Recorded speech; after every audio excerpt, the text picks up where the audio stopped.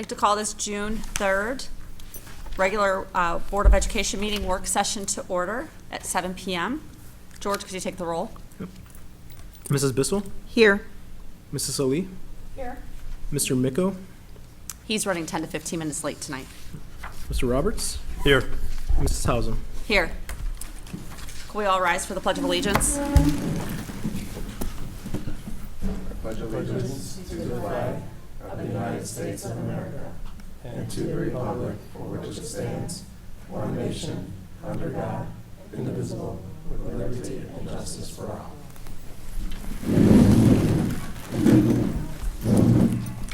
At this point in the meeting, we always state our district goals, and those include financial prudency, academic achievement, and community engagement. Do we have any public comment? No, we haven't received any. Okay. All right, Cameron, I'll turn it over to you for recognition. Thank you, Ms. Hausum. We do have one recognition here tonight, so I'd like to have our track coach, Danielle Blackman, come to the podium to introduce the recognition tonight. Danielle? Thank you. So I would just like to recognize Jackson Griffin. And Jackson, I don't know if you want to come up and stand next to me so the crowd can see you as I give my little speech. All right, so as I'm just here to represent the Strongsville coaches, but we want to congratulate Jackson, an 8th grade Strongsville Middle School student athlete. Jackson Griffin recently competed at the middle school state track meet. This is an elite competition that only features the top 24 athletes in the state of Ohio at the middle school level. And in order to qualify, you have to, the meet has to be ran as an FAT meet, it's called. So it has to be a fully automated, automatic timing system, so it just can't be iPads or stopwatches or anything like that. So the state of Ohio has really amped up the qualifications for it. And Jackson placed 8th in the long jump with a personal record of 19.2 1/4, and also set a personal record in the 400-meter dash with a time of 55 seconds and 55 hundredths of a second. So we just have a couple words to say about Jackson as coaches. Jackson's one of the most humble athletes that we've ever coached. He works hard at practice every day. People look up to him. They are always like, I want to be like Jackson. And when you look at Jackson, he never complains at a practice. He gets out there, he does what he needs to do. He's a leader on the track. Before an event, he's right there ready to warm up, and he's ready to go. He gets his mind set into his events. Another just little story, we had a grade 8 meet at the middle school, and this is the east and the west of our conference, and we get the top 4 in each event. And one of the other athletes came over to congratulate Jackson and was like, you're such a, I think he said, a try-hard in the 400. You use starting blocks. And Jackson just like rolled it off his shoulders and tried to be a businessman and tried to recruit him for the summer track program. So he just thanked him and then just, kept on going and, congratulated him as well. So I think that's pretty cool, because that's who you represent. So Jackson, we just want to thank you for representing our school and district and community, not just as an athlete, but truly as a student athlete. I was fortunate to have Jackson in class also. And during this crazy school year, he was quarantined for a little bit too, always online, ready to go, asking questions, needing help with his calculator. He'd turn his screen on and I'd help him through everything. So that just shows a lot, that it's not just being an athlete, but it's also in the classroom too. The students look up to him in the classroom. So he's just a great role model for Strongsville. So not only do you inspire your peers, but you also inspire the future athletes as he's taking part of the summer track program and the little kids look up to him. But you also inspire us as coaches too, because we look at how hard you work and we just want to make you that much better also. So your presence in the classroom motivates others. You are a role model to the Strongsville community, and I'm excited to see your accomplishments at the high school, and I know the coaches and athletes and parents can't wait to have you up there. So congratulations.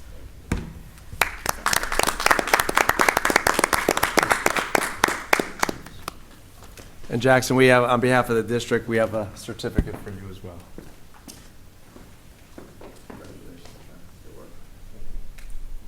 I don't know, are you allowed to shake hands now? So I'm good with it, Jackson, but I don't know what all the rules are. But Jackson, as I said, and all joking aside, I've seen you as a young man at Kinsner Elementary School, your sister, I know your family, wonderful family, and just thrilled, not solely about your accomplishments in track or in athletics, but just as that's the thing we've heard for you during your entire time in this district, is just an all-around wonderful young man that makes us better. So congratulations on your accomplishments in the classroom and in the long jump and in the 400 and all the other events. And you kind of had to be a good runner, right? In the family, it runs in the family. And so best of luck to you. Looking forward to seeing all that you're going to accomplish in future years. Thank you. Yeah. Jackson, Mr. Griffin, you're more than welcome to stay for the meeting, or you can excuse yourself at this time. And Ms. Blackman, thank you. Have a wonderful summer. Yep.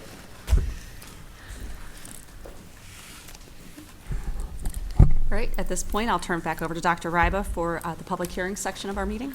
Thank you. So as I've shared in my parent update, the last couple that I did prior to school being out, that we have to have a public hearing. The official name is a safe return to in-person instruction and a continuity of services plan.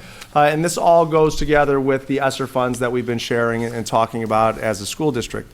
So ESSER are federal funds that are given to the state. That allocation to the state level is given to school districts. And based on those rules, the federal government creates a series of criteria of how we can utilize the funds, and the state, develops their criteria as well. And a piece of that is that it's not just, hey, we're going to give you a little over $6.1 million, school district, here's some general guidelines you can use them for. There are specific criteria that need to be met, specific items in which these dollars can be used for, and then other requirements that we have to fulfill. So one of those is that by June 24th, we have to submit our plan to the state. We have to post it on our website. If you remember, last summer we had a remote learning plan, very similar structure and requirements. But what we want to do or tonight is there is a public hearing component. So beyond what I've shared via email, we need to have a public hearing. And this is an opportunity for any community members that may be here tonight, or Ms. Kosick as the one community member here tonight, and the board to share any feedback. So you have the slides in front of you if you'd like to follow along, or I will have the slides on the board. So before we get into ESSER, we want to talk about this continuity of services plan. And again, this will be shared with all of our families. We'll share the presentation with them in an upcoming email. And so what the government says is, here are specific things that you need to address for the 21-22 school year of how you're going to operate, how you're going to make sure that services are provided, no matter what structure you're in, or most importantly, keep in-person learning going. This may seem a little odd because we've been in person a lot, but this is a statewide issue. So even school districts that you would consider comparable school districts in Columbus, they didn't go to school, go back in person till April-ish. So, but this is something that we want to present to the community and the board. And again, this is a rough draft. This is not meant to be a final, presentation to you, but a rough draft where we can get some feedback, and we have until June 24th to finalize. But this is our last board meeting prior to that point. So the first category is, what policies do we have for mitigation strategies? So this kind of gets into the health and safety of our plan. And so as we talked about last board meeting, universal and correct wearing of facial coverings based on the board policy does not change. The board policy was maize and cans. But we did update the AG once that's finalized and put into place. We'll link it here for everybody. But basically it says that masks are at the discretion of the individual. And so that's, the policy's been updated, reflects the state health orders that have been removed, and that they can be worn at the discretion of the individual. If people select to wear those, just a reminder of the proper wearing of facial coverings. I'm going to keep going unless there's a pause by anybody, or let me know if you have any questions on each one of these slides, and we can go back at the end. Physical distancing in the classroom. So, we're still finalizing all of the criteria. Our building administrators have shared what they would like to do for next year. They're still fine tuning that. But predominantly is, we are going to strive for a 3-foot social distance from person to person. So from me to Michelle will be 3 foot. However, that's what we're going to strive for. We're not saying we're guaranteeing that. Based on class sizes, based on space of room, it may be a little more, it may be a little less, but that's what we're striving towards. So there will be no district. Last year we were striving for 5 feet. Next year we'll strive for 3 feet. Outside of the classroom, whether it's on district property or outside at recess, we're asking for a similar distance. And then on school buses, we're recommending that we keep the capacity limit that we had for this year, which is 2 students per seat, which averages about 44 students per bus. So that's what we're looking for: physical distancing in the classrooms, outside of the classrooms, and on our school buses. Cameron, for the 3 feet piece, for the labs and so forth, I know this year we took the tables out. Are we implementing the tables back in to have that collaboration in those particular classes, or are we trying to get away from that stuff? That's a great question, Mr. Roberts. So we are putting all of the typical furniture back into the classroom. So the custodians and science tables are going to go back in. At the elementary school, what they are, again, they're still finishing their plans. They've submitted as 5 individual elementaries, and they're looking. So the elementaries have desks, but they're looking to put kidney tables in so they can do small group work. But we would just say we're going to have 2 to 3 kids at the table instead of 5 to 6. So there will still be some distancing, but we will go back and put our furniture back in our classrooms. Okay, thank you. The only thing that we are still looking to implement is personal furniture. The bean bags, those sitting areas will still be out until further notice. Hand washing, again, these are categories that they say this needs to be in your plan.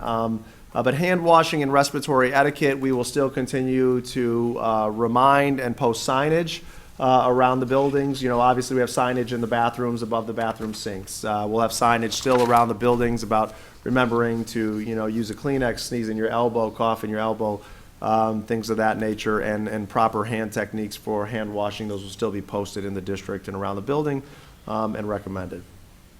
We were able, thanks to some community partnerships between some of our members here, we were able to get a sizable donation of hand sanitizer, so we greatly appreciate that.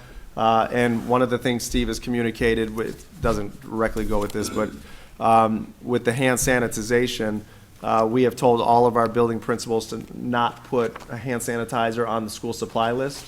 That way we can control it, make sure it's the stuff that actually works the best and is the most appropriate. So the school district will continue to provide hand sanitizer just like we have this school year. Cleaning and maintaining the healthy facilities, really we see no change in the process and procedures that we've utilized this year. So the first part of it is, what is our cleaning and disinfection plan? It's going to be very similar to what we've done this past year. Obviously with some of the sporting events, and we're going to electrostatic spray between, those will probably lessen and may not be in place. But I'm talking about in terms of how do we clean high touch and disinfect high touch surfaces? How do we clean the classrooms at night? Steve is looking to implement those same procedures in our bathrooms in our buildings, so that would stay the same. They also asked that we put something in there about what we're doing with air filtration and airflow. We've talked a lot about that, and the board has given the direction that, hey, we feel that our air quality is at a good level. And so that document Steve put together last summer, I think, is still relevant to say how we're going to, increase the damper as much as we can during certain months to get as much fresh air in and move the airflow, and how our units in the buildings are just circulating air within a classroom rather than throughout a section of the building like our homes do. So no changes from this past year in really any of these areas, except for maybe a reduction in some of the electrostatic spraying that we've done at big events. Contact tracing, isolation, and quarantine. So as long as we have cases of COVID, we are going to still contact trace. I kind of left it a little vague in here because, the state guidance and the Board of Health guidance evolves all the time to what quarantine and isolations need to happen. So basically what I said is if I contract COVID, Jenny and the team is still going to do their contact tracing, but whatever the guidance is from the state or the local Board of Health in terms of quarantines, we will implement. It becomes difficult to put it on here because it's, if you're vaccinated, here's the steps you have to do. If you're unvaccinated, here's the steps that you have to do. So we'll follow the health guidance. They wanted us to talk about, what we're doing for diagnostic and screening tests. So we've talked about it in the past, but as school districts now, they do have COVID tests that are available that school districts could provide. We haven't really had an outcrying of need for that here from our community, or we haven't really looked internally that that's been a need. So what this is saying is that we're not participating in any of the available diagnostic or screening programs for COVID-19. We're still asking families to do that self-assessment. If I have a cough, if I have a fever, if I've lost taste and smell or other of the symptoms, please, we still want parents to do the good work that they did this year and keep kids home if they're not feeling good. Even when we get past COVID, those are good suggestions to do. So we're asking for all of that to still be the case. The same with our staff as well, to take the daily health assessment and make sure we're coming to school, we're coming to work when we're feeling well. And then the next part is they wanted us to look at what are the efforts we've made to provide vaccinations. We've done, I think, everything we possibly can. With the collaboration in Cuyahoga County, we had a vaccination clinic for all of our staff. You could see I put on there we had a pretty good vaccination rate for our staff. And when you see these rates, as Richard said last time, it doesn't mean we've only had 331 vaccinated. It's just 331 that we know of. We didn't collect that data outside of us this past year. And so those are some of the things that, it could be higher or people have changed their mind at that point.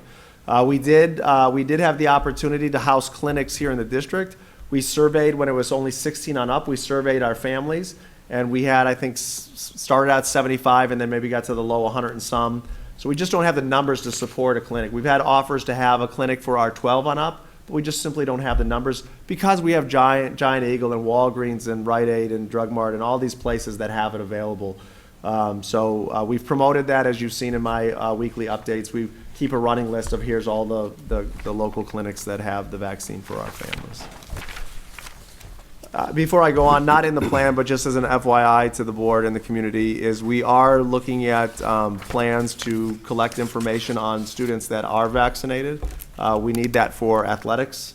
I talked to Andy, our Director of Student Services today, and Jenny about looking at, we're not sure where the state's going, whether it's going to be what they're doing with this vaccine and what we have to collect. But at minimum, athletics, we need to have it because of the different rules for athletics and vaccinations. But on our annual enrollment system, at minimum, a voluntary, is your child have the COVID vaccine, yes or no? So that will help us in contact tracing and all of those things we need to do. And then finally, in this section, the health and safety and accommodations for children with disabilities. We will continue, obviously, with students with disabilities, how we meet our students' needs is based on an IEP team decision. So that includes the parents, school staff, administration, and related service personnel.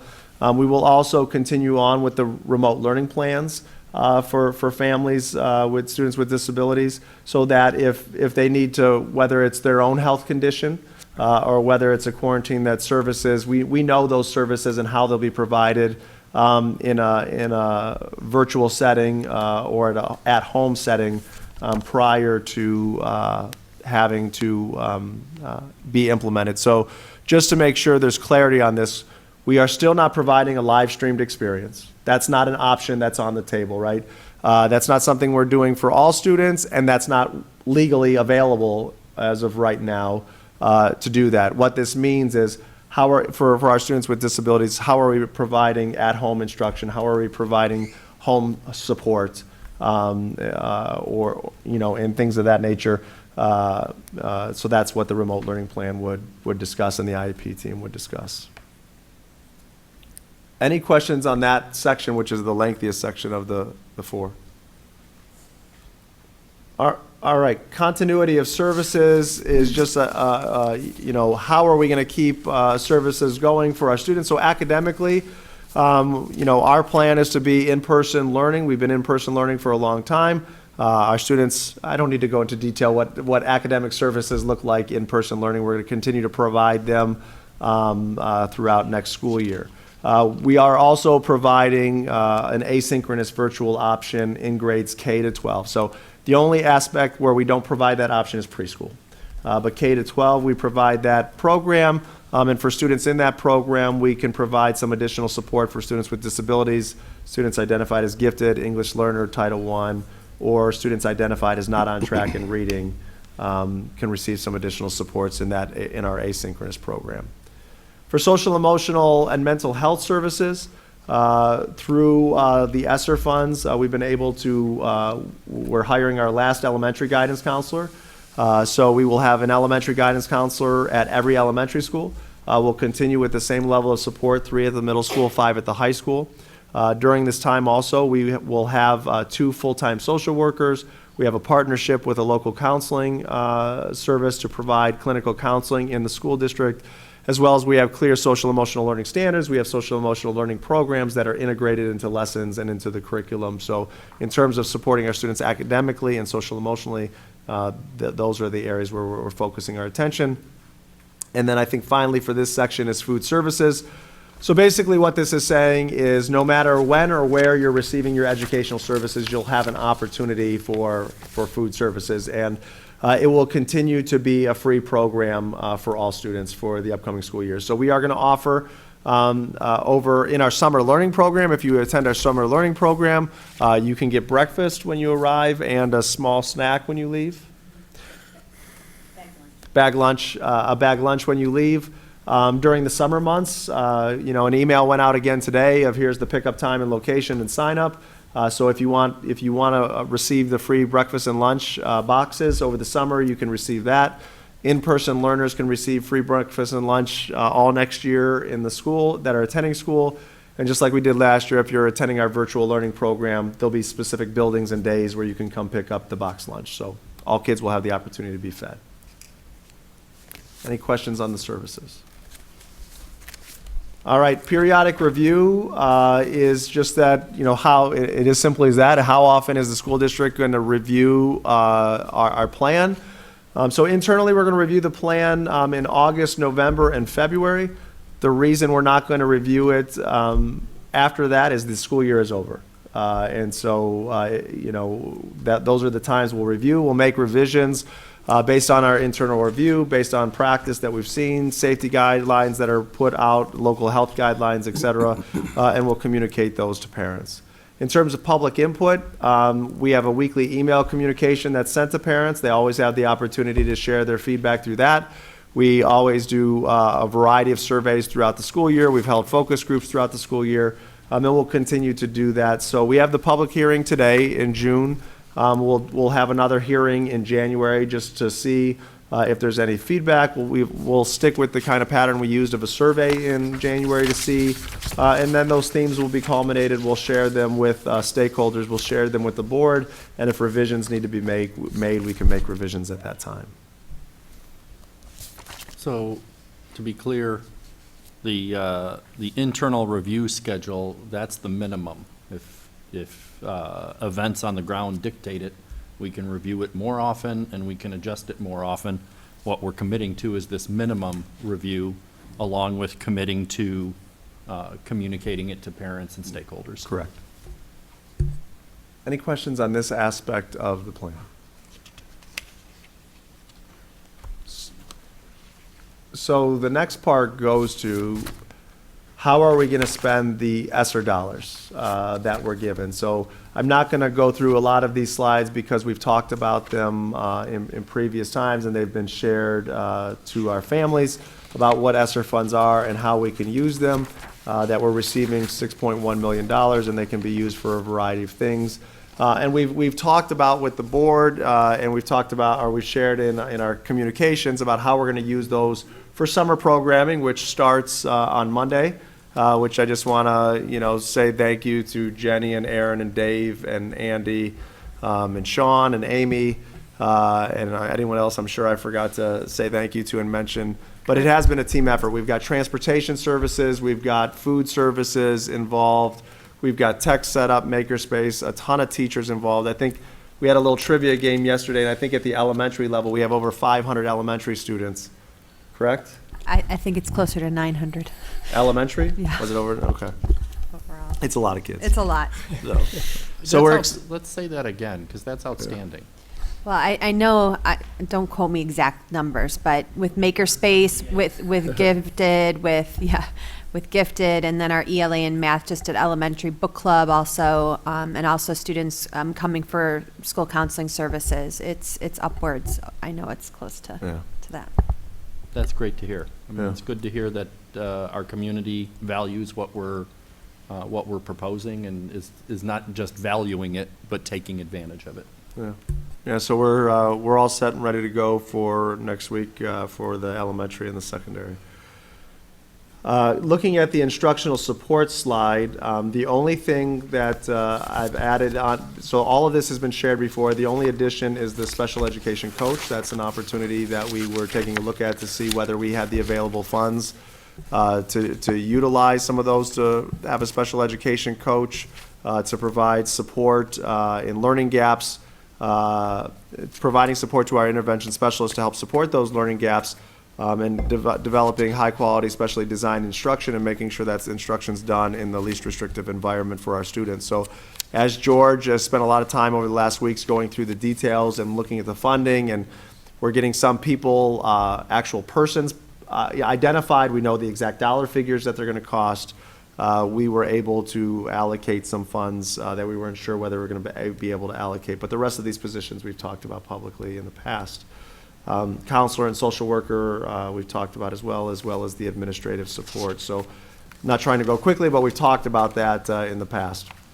So what I want to spend time on today is talking about the piece we haven't, which is the non-staffing items, the technology, the software, the programs, the equipment, the capital improvements. And so let's start with instructional technology, and we're kind of breaking this down into three areas. And I'll have Dave on the ready if you want any details of specifically what some of these things do. He's our guy that could help fill us in on all of those details. So we have some subscriptions and new technology that we utilized with the pandemic, some prior. But a lot of with the pandemic, or we went to the professional license piece of it, that really are good instructional tools no matter what. And so we have a variety of items here that are going to support student learning and technology experience that will be renewal of subscriptions. So ClassLink, this is something we got a lot of positive feedback from our parent focus groups. That's the one that makes every Chromebook look like an iPad. Where you just see all the icons of school-related links that I need to go to. It's single sign-on a lot too, right, Dave? So I don't have to remember all these passwords. I click on the icon, it recognizes my ID, it goes right there. Edpuzzle, Kami, Pear Deck, those are ones that are just teaching tools that help engage students in in-person learning through virtual tools. Rosetta Stone, we know that we're utilizing that for our English learners. Screencastify is how teachers can capture their video, either capturing their screen or themselves and talking. And Typing Agent is a typing program that's elementary, right, Dave? So an elementary typing program that's going to help solidify typing skills for our students. We've got some new subscriptions that we're looking at.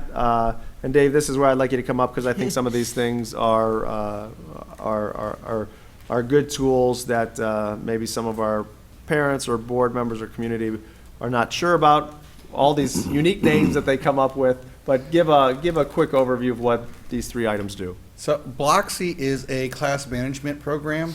So through a Google extension that we install, a teacher can open up a dashboard and they're able to see what the students are doing on their Chromebook at that time. They can see all the individual tabs. We piloted this in the last about month and a half with our tech coaches and a couple select teachers in the buildings, so they could see not only the students that were in the classroom, but also the remote students to see if they were on task, do they have any extra tabs open. They were also able to lock down tabs for like Google Form quizzes or other quizzes that were online. They were able to send messages to students, like I was piloting it with my own son, and I would see that he's online and he wasn't supposed to be at that time. I sent him a message, why aren't you in math class right now? And he saw that, and then all of a sudden he closed his Chromebook because it disappeared. So it allows you to see what they're doing, manage it. You can even share out websites. So like if a teacher says, everybody let's go to, any kind of website, this image, they could send it out to the students that way in one click and everybody's screen goes there. So it's a nice tool. There's a lot of similar programs, but it's the one that's most financially best for us, I feel, at this time, and it does meet all the basic needs of what the teachers have asked for. GimKit? GimKit is a interactive gaming program, kind of like Kahoot. It's all kind of different things here and there. But one of the nice things is if you've ever played Kahoot before, it's kind of like Jeopardy where you get a couple seconds to read it and then you got to answer it. So if a student or even an adult, like myself, has a slower reading time, you're penalized because your point value goes down because it takes a longer time to read. GimKit gives an equal time for everybody to read, and then you can participate in its equal point value. So it's a better, equitable experience for our students, I feel. And then WeVideo, this will be 6 through 12. What's great about Screencastify is it allows anybody to make a video, but editing the video is difficult because you can just trim them, or to cut them up is really difficult. WeVideo is a Chromebook-based web application that can work on Chromebooks that allows full video editing for our students and staff. What's also nice is WeVideo is the only green screen program, or easy green screen program for Chromebooks that we can edit with. So we can maybe utilize some of our green screen areas a little bit more, just because the learning curve would be reduced with WeVideo compared to some of the other technology in the buildings. Can't do everything that's already there, but it just gives another opportunity and a new experience that they can have in the classroom. Thanks, Dave. And then we're also going to utilize some of the funds for our asynchronous learning system. So the Edmentum at the secondary level, Lincoln Learning at the elementary level, those are on a per student basis, and so we'll utilize those funds to help support that. In terms of software and tech solutions, MTSS, that's an acronym which means multi-tiered systems of support.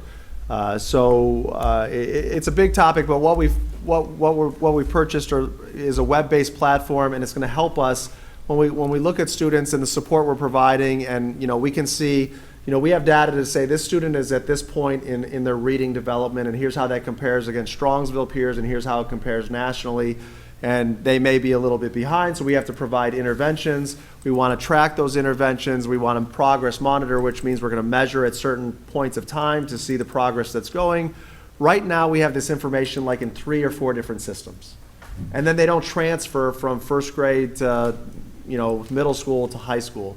So the board already approved this at the last board meeting. This was part of the Power School purchase that was made. But this is going to help us put all the information in one spot and then be able to have that vertical alignment so teachers don't have to recreate the wheel in 7th grade to see what all the 6th grade teachers have done, or all the different elementary schools. 5 Lab, we have a variety of tools that we use through the 5 suite of products. George uses a lot in the treasurer's office. But it's a software solution that grabs information from a variety of data sources and puts them into one dashboard view and allows us to create graphs and analytics based on what we want to look at. So one that I use a lot is, if I want to take a look at and say, okay, for position X, we paid this, we have a salary range for this position. Is this equitable? I can take a look at that position. I could look and compare us against all Cuyahoga County school districts. I can compare it against all school districts around the state. I can just look at Cuyahoga County and select the ones that are similar to us. And so it helps us to see in a variety of ways. I can do that for state test scores. I can do it for a variety of things. 5 Lab is a component of this package that lets us look at that at a granular level for the student. So I can take a look at how are all of our kids doing in a variety of metrics in earth science at the high school. I could drill that down then to teacher. I could drill that down then to class. I could drill that down to student. And then I can look at, because it's going to grab from our student discipline system, It's going to grab from our student attendance system. It's going to grab from our grades. It's going to grab from our state assessments. I can have a window and look into, see the trajectory or pattern of a student, not by having to go to 8 different locations, but it's all in one spot. So it's been very helpful, and we're looking forward to utilizing this product. Google Suite is what we all know we utilize. We have to pay. There's an enterprise program that comes with it. It gives us nice features that we're able to run everything we do with Google. So that's an allowable expense we would use. I can never say it. Lil Sis is gives us administrative access to Google Classroom. So in the past, I'd have to say, hey, Ms. Hausum, what's your password? So I can get, or invite me to your classroom as a student. This gives me the ability as an administrator, based on whatever permissions are set, I can see everybody's Google Classroom in one click. And then finally, mobile hotspots. We started with mobile hotspots last year. We have a 2-year service agreement on those mobile hotspots. So continuing to utilize those as needed, and then utilize the funds to pay for those. For the mobile hotspots, do we know how often they were used, or just the usage rate of that, and kind of what the return is? They've not been utilized very efficiently or effectively. So that's something that I could say that Jenny and I have used them as we travel to places that don't have great Wi-Fi access. But in terms of, what do we have at most, Dave? Like 3 or 4 that were out? Yeah, so it was less than 5 throughout the year, because sometimes it was during peak times they would ask for like testing, and then when they were done with testing, they would return it, because they just wanted to ensure that they had enough Wi-Fi bandwidth so they wouldn't be interrupted. Yeah, so less, because I know the mic's not going to pick Dave up all the way back there, but less than 5 for very specific reasons. So we haven't had a large outcry for support, but those are something that, as we take a look to next year, we can be more deliberate in reaching out to families to see, because if we're going to pay for it, we want them to be used. So the ones that we're paying for are the mobile hotspots, and we have, 20 of those? And then we have, through the grant dollars, we have a handful of mobile hotspots that are built for the bus. So Dave has been working with Steve and problem solving some of the challenges of being able to utilize those. So as we have more of sporting events and more trips or more field trips, those will be nice things that we'll be working to put on the bus, so there could be Wi-Fi access as we travel.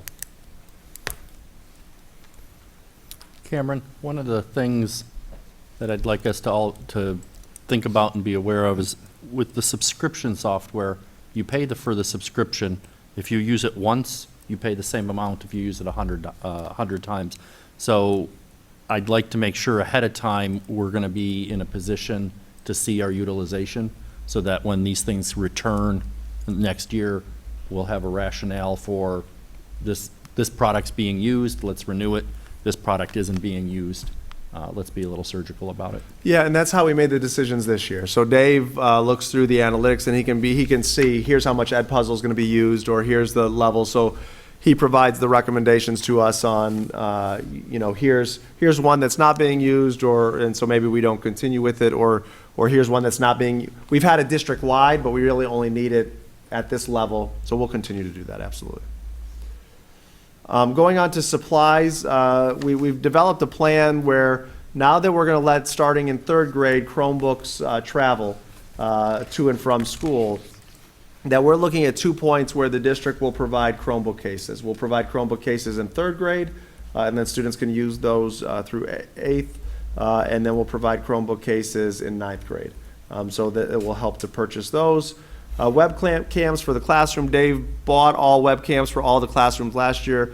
This is going to help us replace some of the ones that go bad and have some extras on hand. So even though we think webcam, okay, isn't that being used for live streaming? No, we use webcams all the time for the recording of lessons and the screencastifies and the videos that are being done. So the webcams are a good tool for us. Document cameras, looking at buying more of those. So document cameras, if you think of the old overhead projector, it's just a digital version of that. I've got a little camera. It could look at my sheet right here, and it could project it on the board. So that's the tool that our teachers like, and it's a good tool to have. We've also used it for summer learning program expenses, the APEX program, which is for 6 to 12, and supplies for the summer program and Makerspace as well. In terms of curriculum or professional development, we're looking to utilize this in two ways. First of all, second step, again, you made these look familiar because they've been on board agendas because we needed to purchase them, and we said, hey, when ESSER funds are available. But second step is social emotional learning lessons. Our school counselors use those in grades K to 8. So this would give us a 5-year subscription to those resources. Aaron has done a tremendous amount of work. It was paused a little bit with the pandemic, but in terms of the science of reading, looking at how we actually teach reading and should be teaching reading and developing capacity within our administrators and our teachers to be able to do that. Letters training is the epitome of the model you want to follow and train. Steve Owens, one of our literacy coaches, he is trained as a letters trainer. So that's a huge cost savings for us that we can utilize his services. And so we're paying for access to the program and then paying for to facilitate that and train all of our K to 5, pre-K to 5 teachers in the letters training throughout the next 2 years. So this is, again, will help to address learning loss, learning gaps, and better literacy practices as we move forward. In terms of the last one is capital improvements and equipment. So there is an aspect of the ESSER funds that you can utilize for capital improvements. And so there's 3 that were on the list. One, the board has already approved. That was a custodial equipment. We wanted to get that in time for the summer cleaning season. So this was replacing outdated equipment. And so that's already been purchased. But 2 that we have on the list, one of them is window replacements. So at the buildings, Chapman, Sarrar, Whitney, and here, as in the past, as windows had needed replaced, they were replaced with plexiglass. Plexiglass is not the most efficient in retaining heat during the winter or cool during the summer. And over years, they gray aesthetically, they're not pleasing, or you really can't get natural light in through the window. So this is a part of, is a part of Steve's. Steve has a 5-year capital improvement PI plan, but this qualifies for ESSER funds. So we're recommending that the window replacement in these buildings happen using the ESSER funds. And then the Kinsner HVAC system. When we had all of our construction and GPD was here, we had them also assess our variety of infrastructure. And one of the recommendations was that Kinsner's, we've always had historically issues with HVAC at Kinsner in terms of dampness, humidity, just general airflow in the building. And so that HVAC, just like we did with Chapman a handful of years ago, Kinsner is the next on the list of that it needs, to move to rooftop units and a chiller plant. We could use existing ductwork, but that's another allowable ESSER fund. And we have the funding available based on our plan, so we're recommending that to be utilized. So that comes to the end, and now it's time for feedback. I just have a question about the last piece, the window replacements in the Kinsner HVAC. Do we have a timeline for when that would be put in place? Yeah, so for the window replacement, that can kind of be done. These are typically summer projects when you say the windows as well. So what we'd be looking at, Steve, if you want to come up, I can't because I can't speak specifically to the windows. But the HVAC, you're looking at summer of 22 or summer of 23. Because those are big projects where we can't have people in the building. So that would be our next opportunity, I would think, for the Kinsner HVAC. But for windows, I don't know what the turnaround is for that. Right now, I'm getting that assessed. I have a company coming through. I'm approaching it 2 ways, either replacing the glass itself, which is probably not going to be the most efficient way, but it'll give me a price point, and then replacing the windows themselves.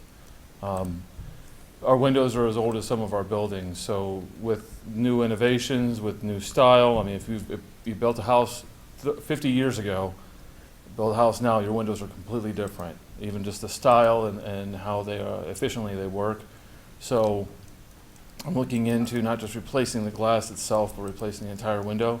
So looking at where that price point is, and then just with everything opening up, the supply chain is still bogged down. It probably won't be until next summer, but if there's any way I could possibly get those funds allocated and get this done sooner, the sooner the better.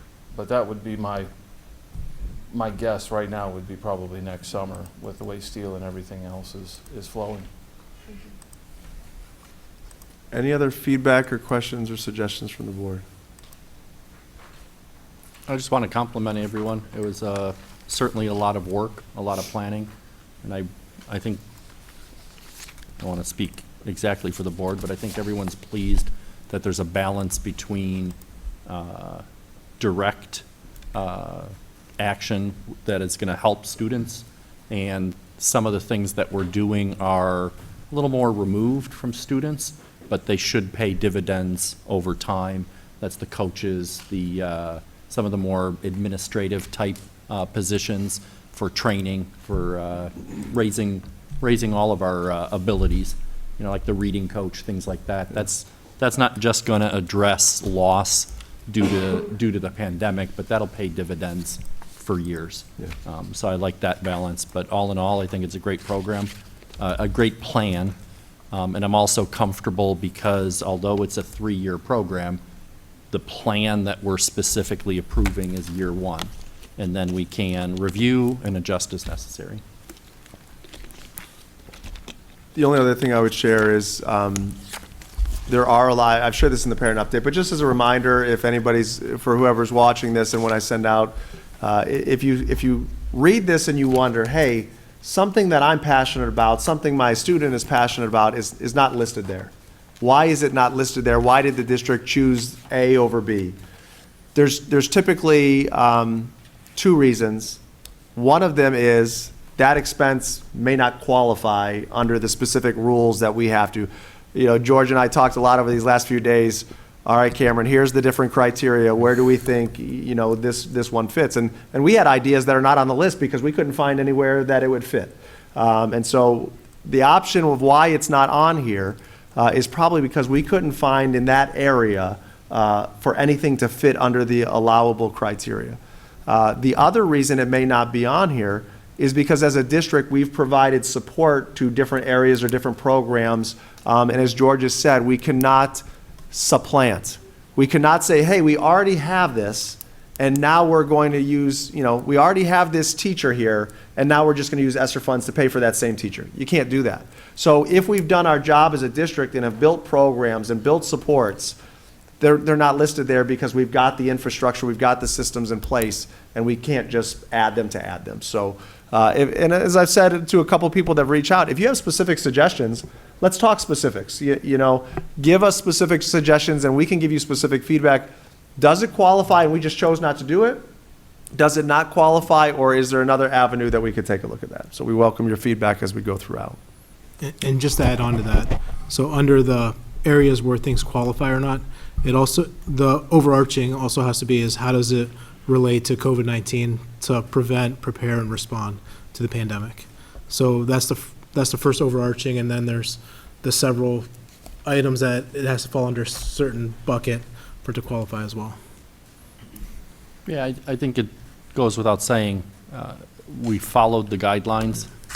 We wanted to make sure that everything we're doing is correct and legal, but I think to some degree it's kind of like getting deductions on your tax return.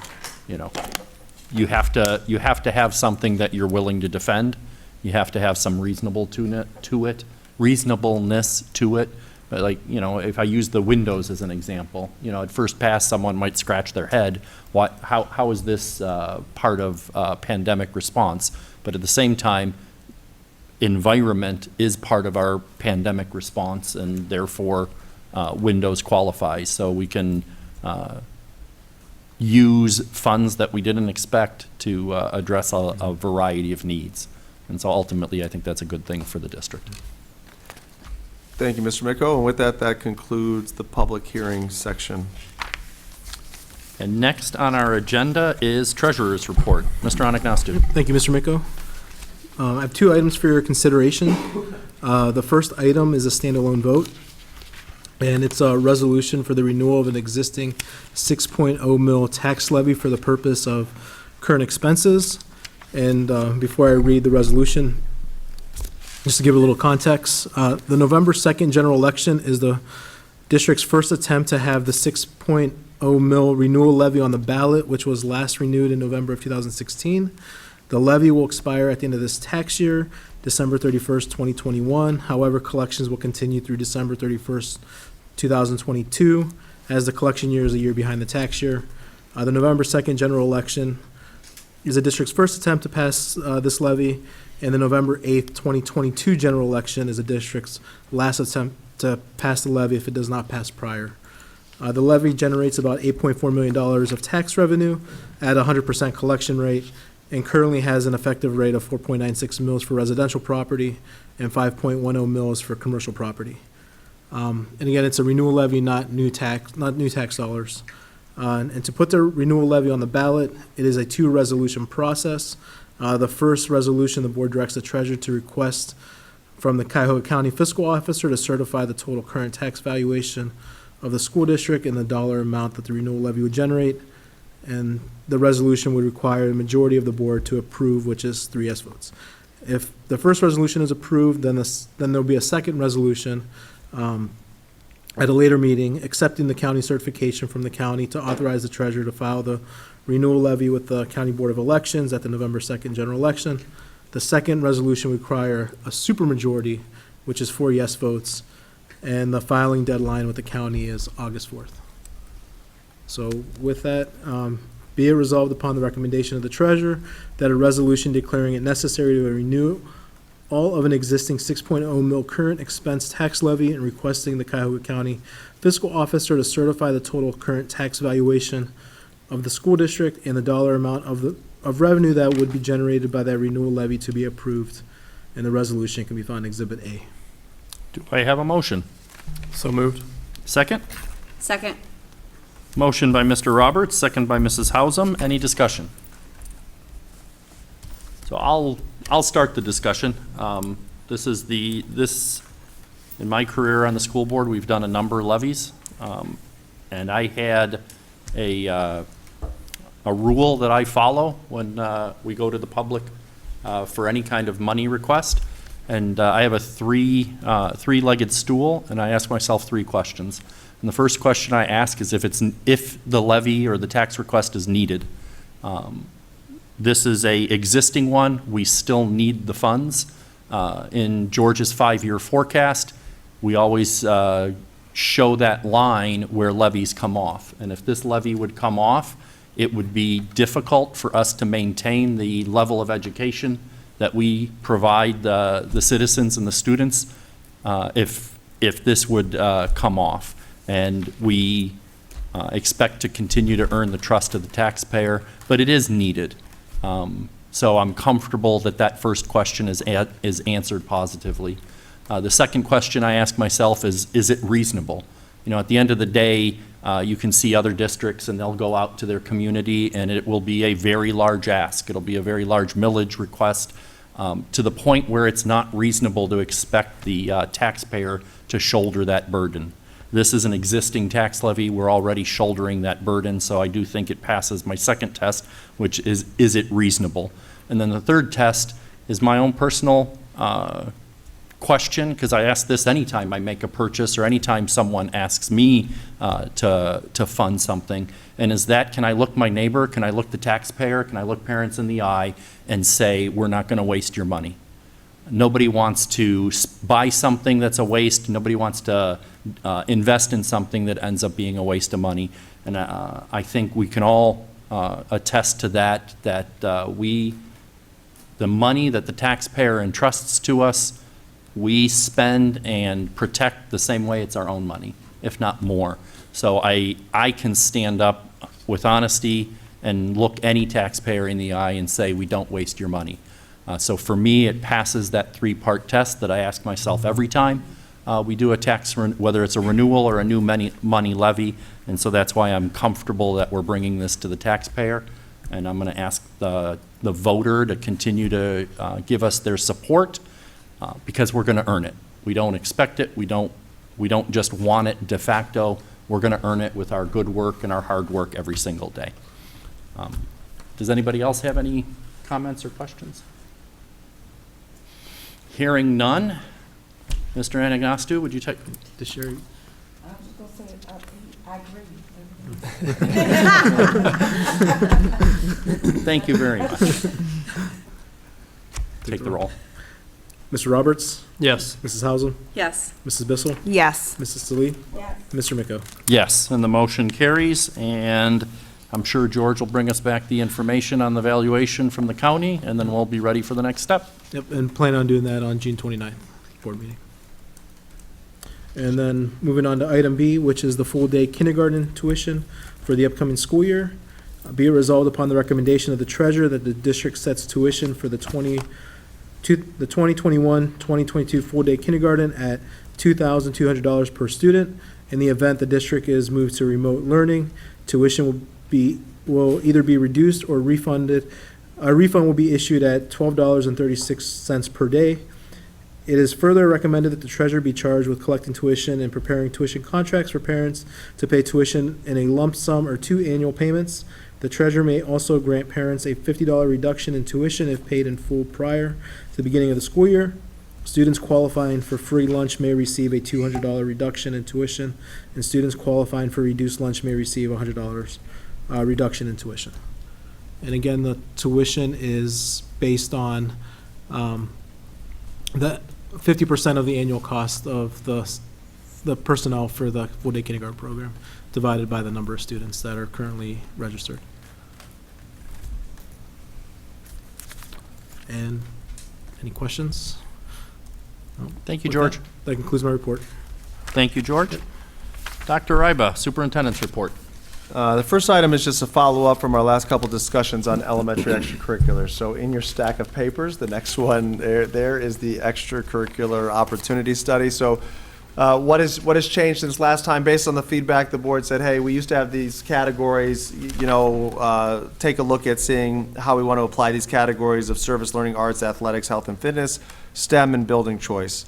And then the goals, as you see at the top, those are things that I took and gleaned from our conversation. We wanted opportunities for all grades, impact the greatest number of students, a variety of opportunities, and possibly look at semester options.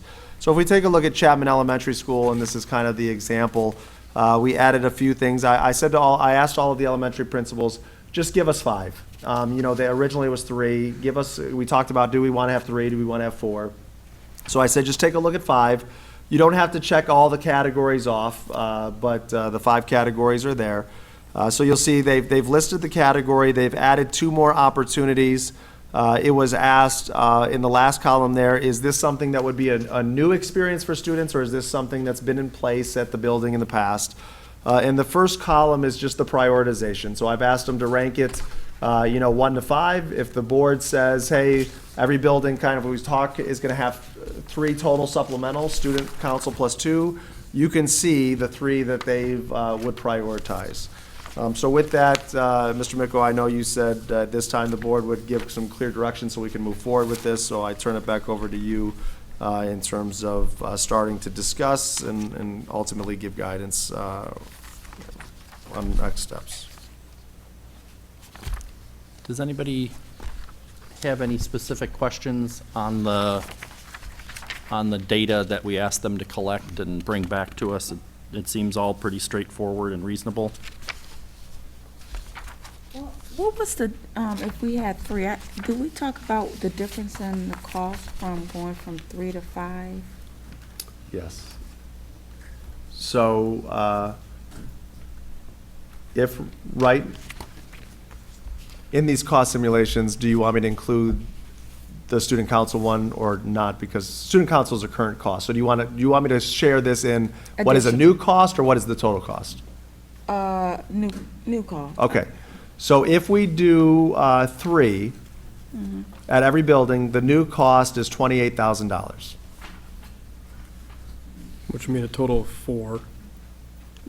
Right, 4 activities, that would be 4. Okay, then I misunderstood. So a total of 3 activities, Okay, which would be student council and 2 new ones, that would be $28,000 of new expense to the district. okay, Okay? If we do a total of 4 activities, so that would be student council plus 3 more, that's a total new cost of $42,000 to the school district.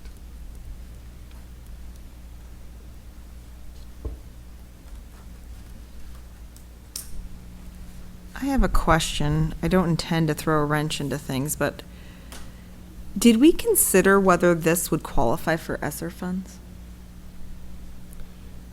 Because I could make a good argument for why, particularly this year, having these opportunities available to students would be helpful.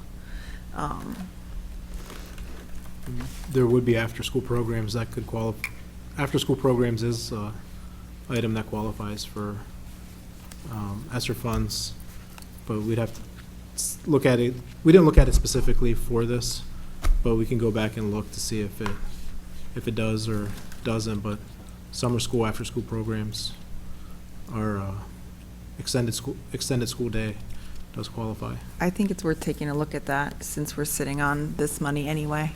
But would it maintain, it would just be for the 1 year or two, or it wouldn't maintain it, right? It would just be. It wouldn't maintain it forever. I mean, ESSER 2 is for 2 years, ESSER 3 is for 3 years. So ESSER 2 ends after the 2023 school year, ESSER 3 ends after the 2024 school year. So How many years would it cover then? 3 in total.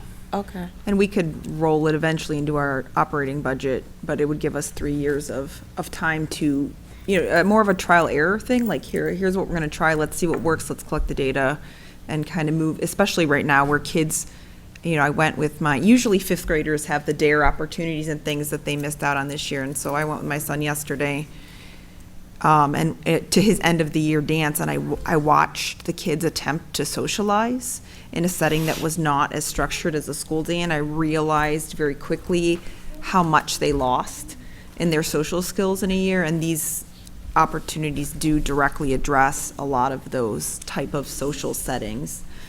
So I think we should look at it. I agree. I mean, it gives us an opportunity to analyze how many kids would be interested in each, and then if we had to tweak it going forward, we would have that opportunity. So, Michelle, are you saying there'd be 5 to go with all 5 then for everybody? Looking at this plan makes a whole lot more sense to me than the 3. It addressed the concerns that I had personally of not having all the areas covered in every building. There's a lot more K-5 now than there was before, so that was addressed. So this plan, I could maybe knock it back down to the 4, 1 in each category, but this plan looks good to me. And so I think we could look at it that way, or if we want to talk about 4, I'm open to that discussion as well. Well, one of the things I'm concerned with is and it's more like the experiment and testing it and so on. I like to start small and then build. So whatever we're comfortable with, I would advocate for a smaller number, review it, come back next year. If it justifies it, we can grow it. But if you start big, it's hard to pull back. And Yeah, with the exception of like, let's say you only have an arts option at your school, you have no clue whether or not STEM would have been a big hit. And so that's where I think that maybe that approach might not suit us best here, because of the categories and how focused they are. Unless you start big, you're not going to have a sense of where the need or the interest is. And I'm not sure that, the principals know their students, but I don't know whether they know how much they would prefer one area or over the other, on a day-to-day voluntary activity. So you're advocating for 5 total, 4 new. I'm advocating for very minimum 3 new to cover those 4 main categories. And if we want to shift and push, kick the can of the building choice down the road, then so be it. But I think it's crucial that we cover all 4 categories, especially if we're going to consider how well they're attended. I think leaving a major category out, it doesn't really help us with that. So you're advocating for the 42K? Or are you advocating for more than 42K in additional funding? I wanted 3 additional opportunities per building minimum to cover arts, service learning. To cover arts, service learning, STEM, and athletics. So that would be 3 additional per building, since student council as service learning is already in place. So that would be $42,000. Okay. I'm definitely in favor of covering all 4 areas. One thing I would like the board to consider is the schools that are larger number of students, if it makes sense to add that 5th one. Just from a opportunity to ratio, or opportunity to student ratio, I believe, the numbers of kids that are at Sarrar, Whitney, and Chapman are pretty significantly lower than Muraski and Kinsner. So with that, I would maybe ask that, I don't have the exact numbers, but making sure there's a significant or a equal ratio of opportunities for the students. So if it's something where we add a fifth one for Muraski and Kinsner, and then so that'd be 5 total of those schools and 4 of the others, purely based on the number of students that are at those schools. Or we can increase the number of open opportunities, like open to, let's see, our numbers, enrollment, right? Would that work? Like increase the enrollment numbers? It could. I mean, that would be an option, you think? Yes, it'd be an option, but at the same time, does that cover, again, some of the other areas of interest for the number of students that are actually there? So Do you know the numbers You want to offhand? go above 42? If it makes sense, yeah. Do we know what the numbers are at the elementary This for next year? from enrollment? So right now, Chapman will start smallest to largest. So Sarrar would be smallest at 350. Chapman, 366. Whitney, 448. Muraski, 513. And Kinsner, 621. I mean, with Kinsner being almost double the size of Sarrar, that, to me, that makes sense to kind of look at the number of opportunities versus the number of students and families that are in that particular building. Well, like, if we look at like. Especially, especially if we can use ESSER funds. Well, if we look like a choir, the enrollment is non-limits. Correct. So we wouldn't have to get another teacher for that one, right? So, because our cost is our instructor, right? Correct. For each of these.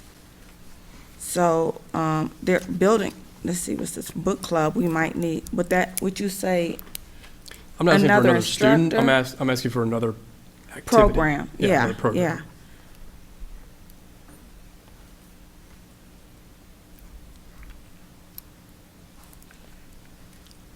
So I'm on the other end, Seth, because the idea to use ESSER funds makes sense. But the idea that whatever we choose to do today, we're going to say, well, ESSER funds are gone, we're not going to fund this anymore. I don't see that as being a reasonable step. I don't see us expanding. I don't think anybody was saying that, Richard. Oh, I but think they're saying that we'd add it to the general budget as indicated by the number of participants in those particular programs over the course of those 3 years. which is why I was comfortable with starting at 28K.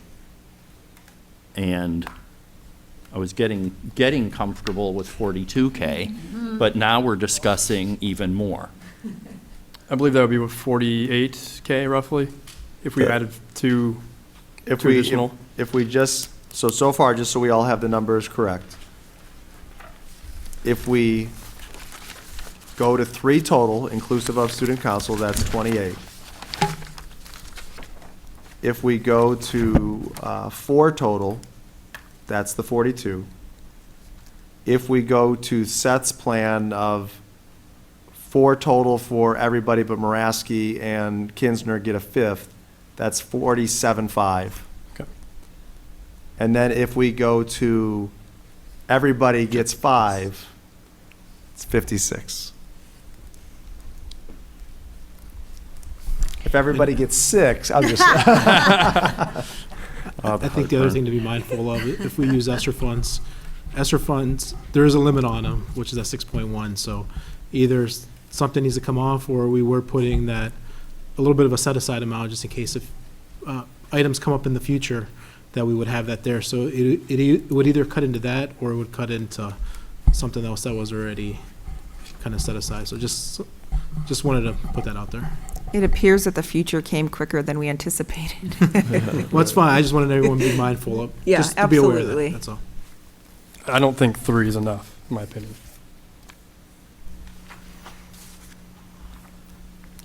is this your entire wish list of ESSER that you told us? Because is there, At this point in time, what I know in June of 2021, yes. okay, I think as, you know, some of the things that we've got to look at is we've got placeholders in for these ESSER funds, and we're hiring people.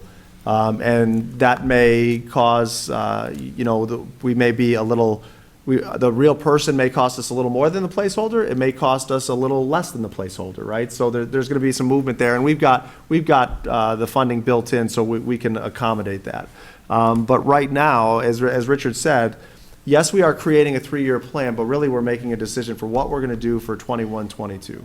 So one of the things, you know, as you're making your decisions, to say, just taking on the concept of 4 and $42,000, a $42,000 decision in the grand scheme of $6.1 million in terms of what we have available is a decision that I believe, and George, I think you would agree that we could support that. Right. Coming back in May or June of 2022, we're going to then have to start, as the window closes, we're going to have to start looking more strategically and say, you know, what do we want to do? The challenge with all of this is once you giveth, it becomes more difficult to taketh away. So, you know, I would ask the board to consider that, you know, what is the point where we feel comfortable, whether it's, even though ESSER sounds great right now, and it is, you know, what do we want to support and financially support moving forward if ESSER's not there? Because if we're saying these are great opportunities for kids, then they're great opportunities for kids. And Yeah, the I mean, funding. piggybacking off of your comment, I look at the ESSER thing as if we can legitimately use the funds, that's Yeah. fine for 2 years. But I'm framing the conversation in the extracurricular is what do we want for now and going forward, and I don't think anyone disagrees with that. So, I mean, I'm comfortable supporting the 42K. Do we have consensus on that? I just want to ask for a point of clarification from Cameron. If we do with 42K, there's a couple here, as I mentioned before, that have 2 arts. Can we make sure we cover all 4 categories? Yeah, so Okay. if we're going to go with the 4, then I can give the direction that we need to cover the 4 categories. Okay. Yeah. Yeah, that, I am in agreement, Rich.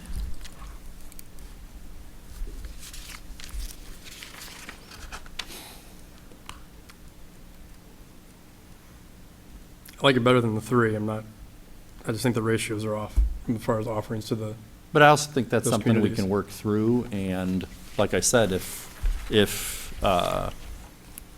we collect the data for 1 year, we can review it and see whether it justifies it after the year 1. But I also think there's an issue of growing from I don't want to say no extracurriculars, but very few extracurriculars, and now we're adding them all, and I just think it's reasonable to go slow.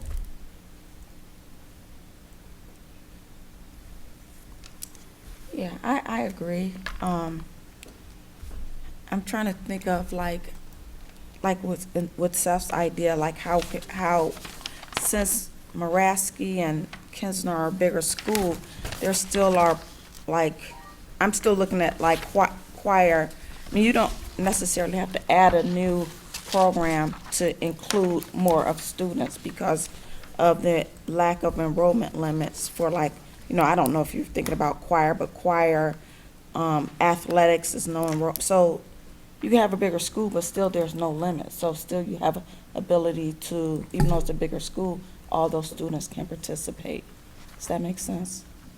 it does if they're interested in that particular program. Yeah, Yeah. yeah. And then, of course, what's this?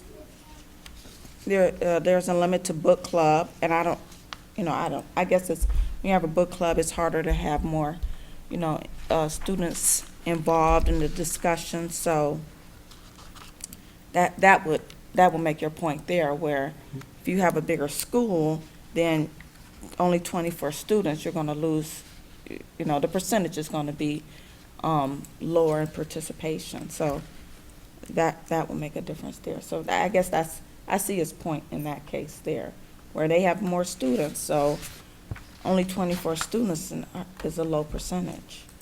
Does it make sense to say that Cameron has board consensus to budget 42K? And then let Kinsner and Muraski problem solve if there's ways to distribute things better?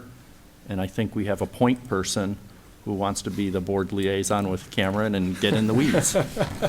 Sounds good. I welcome that opportunity. I think you have direction, Cameron. Okay, thank you.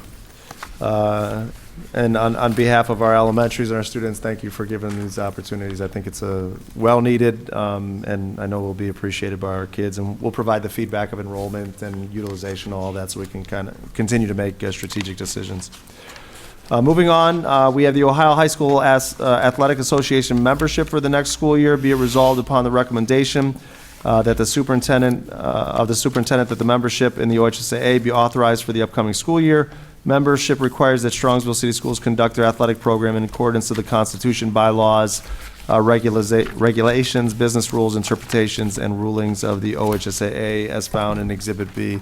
I'd also like to note that OHSAA passed a new rule that there will be now a fee assessed to all school districts. It's on a per sport basis, George. Do you recall? Yeah, it's on a per sport. I just don't have the information for it. Yeah, so I can't, it's like $50 a sport or something like that, but that's passed and there's no choice in it, but just so you know. There is a choice, but Yes, I don't think it's not a it's one choice we we can can take. exercise, I think in yes. total it ends up to be, from what Denny shared, either 2,000 or 3,000, somewhere in that range, in that ballpark. So just letting you know, there'll be a new fee for athletics that we haven't had in the past.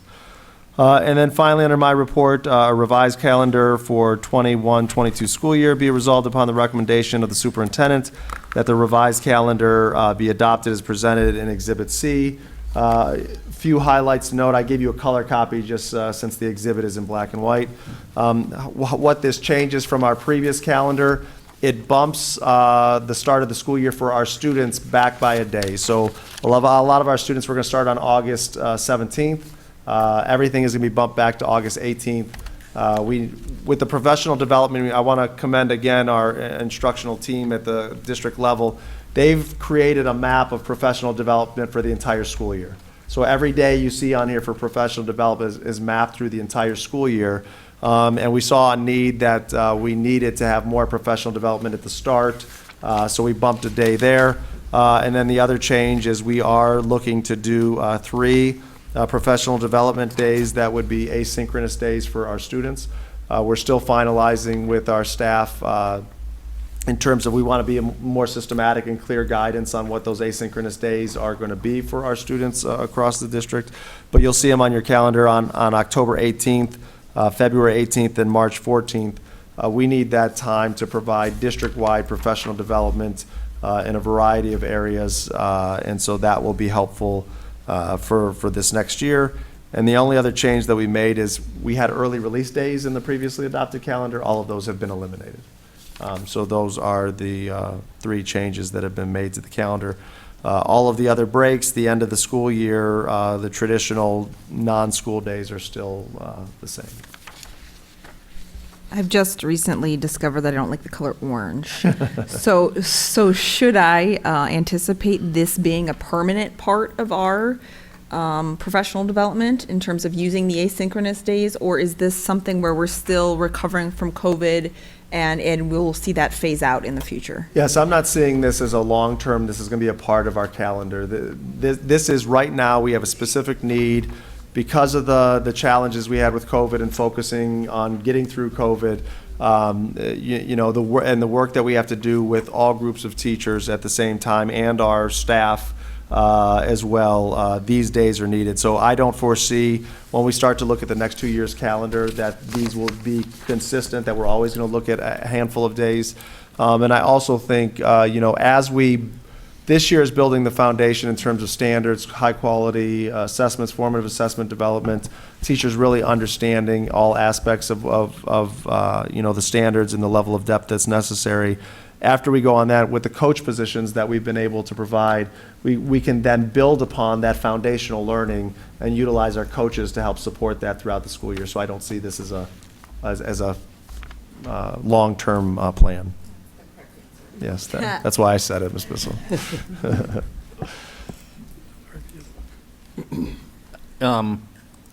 As we get closer, will we be able to communicate better to parents what the expectation will be for asynchronous student days? I don't want to speak for all parents, I just want to speak for this parent, but every time I hear asynchronous student day, I start to twitch a little. So we'll want to do that and just make sure expectations are set correctly. I didn't know if Michelle wanted to ask the Polaris question, or should I ask the Polaris question? Is summer break in sync with Polaris? I mean, not summer break, spring break. Yes. We haven't changed, so let me confirm, but I believe when we did this 2 years ago, I haven't changed spring break, and that's whatever it was then as well was aligned with Polaris. As long as it is, I'll support it. Thank you. If we find out it's not, I'll withdraw my support. Yeah. All right, with that, I'm going to turn it over to Mr. Breckner for his discussion items. You have I'll put them on the board so we can see, but you have all of these items in order at your seat. So, Steve? All right, so, let's see, get mine in the right order. The first item to discuss tonight, that's my agenda back there, is the bus drivers. Mm-hmm. And specifically, oh, never mind. This is something that the transportation leadership and also the union leadership has been working together for. This has been an issue for a few years, and specifically not just obtaining substitute drivers or training substitute drivers, but once they're trained, having them stay and not go to other districts. So while this has been an issue, of course, it's been exacerbated because of COVID-19. There's a shortage of drivers. It's been a trend for years, but there's definitely been highlighted due to the fact that a lot of bus drivers come to us in a second career, which lends itself to a certain age group.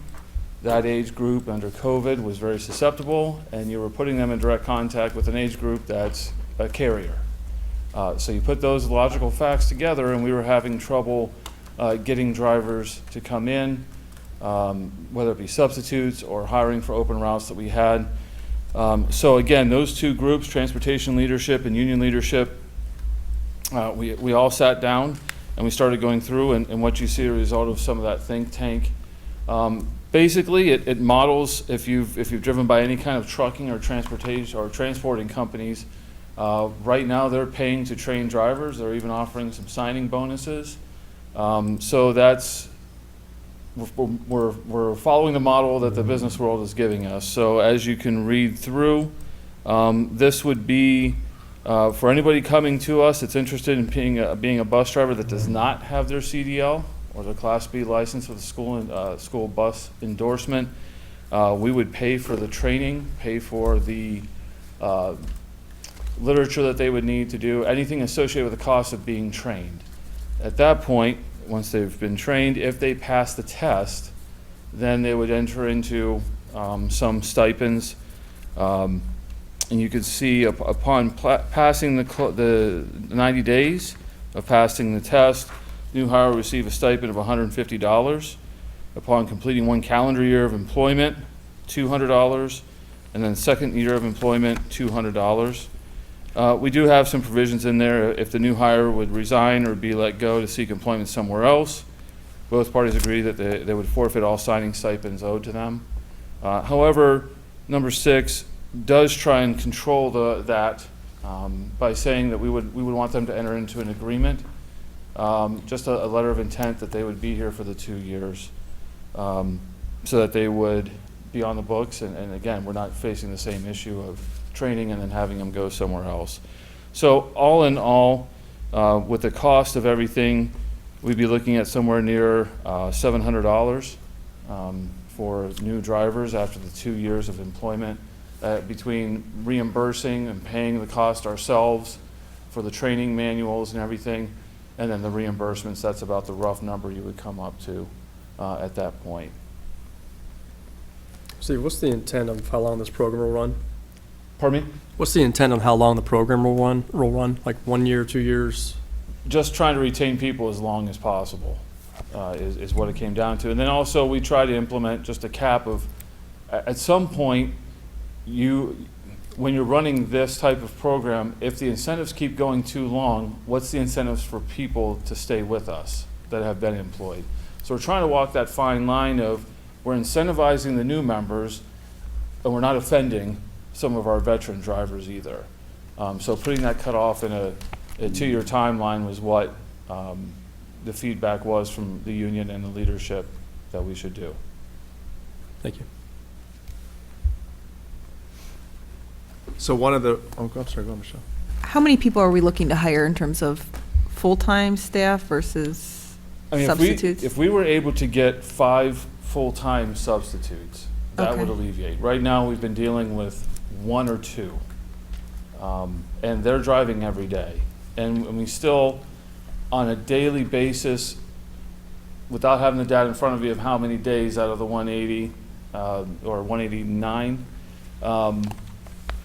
we were having to split a lot of routes. So what that means is that, you know, we would have a route that was open either through an absence or somebody retired or somebody left, nobody was filling that route. So what you do is literally take those 20 students, divide them 10 and 10, and put them onto other buses. In some cases that was an easy split, in some cases you have to split into 3 different buses. I know the transportation department was having to get very creative due to a lack of personnel to drive this year. Luckily, we have some technology helped alleviate some of those concerns because you could see exactly where your bus was in terms of it was going to be a little bit late today, but you were assured of that, and it was communicated to you through that Here Comes the Bus app. So a lot of things are in place to alleviate the concerns of the parents in the community. It's just now trying to get enough bodies to run as efficiently as possible.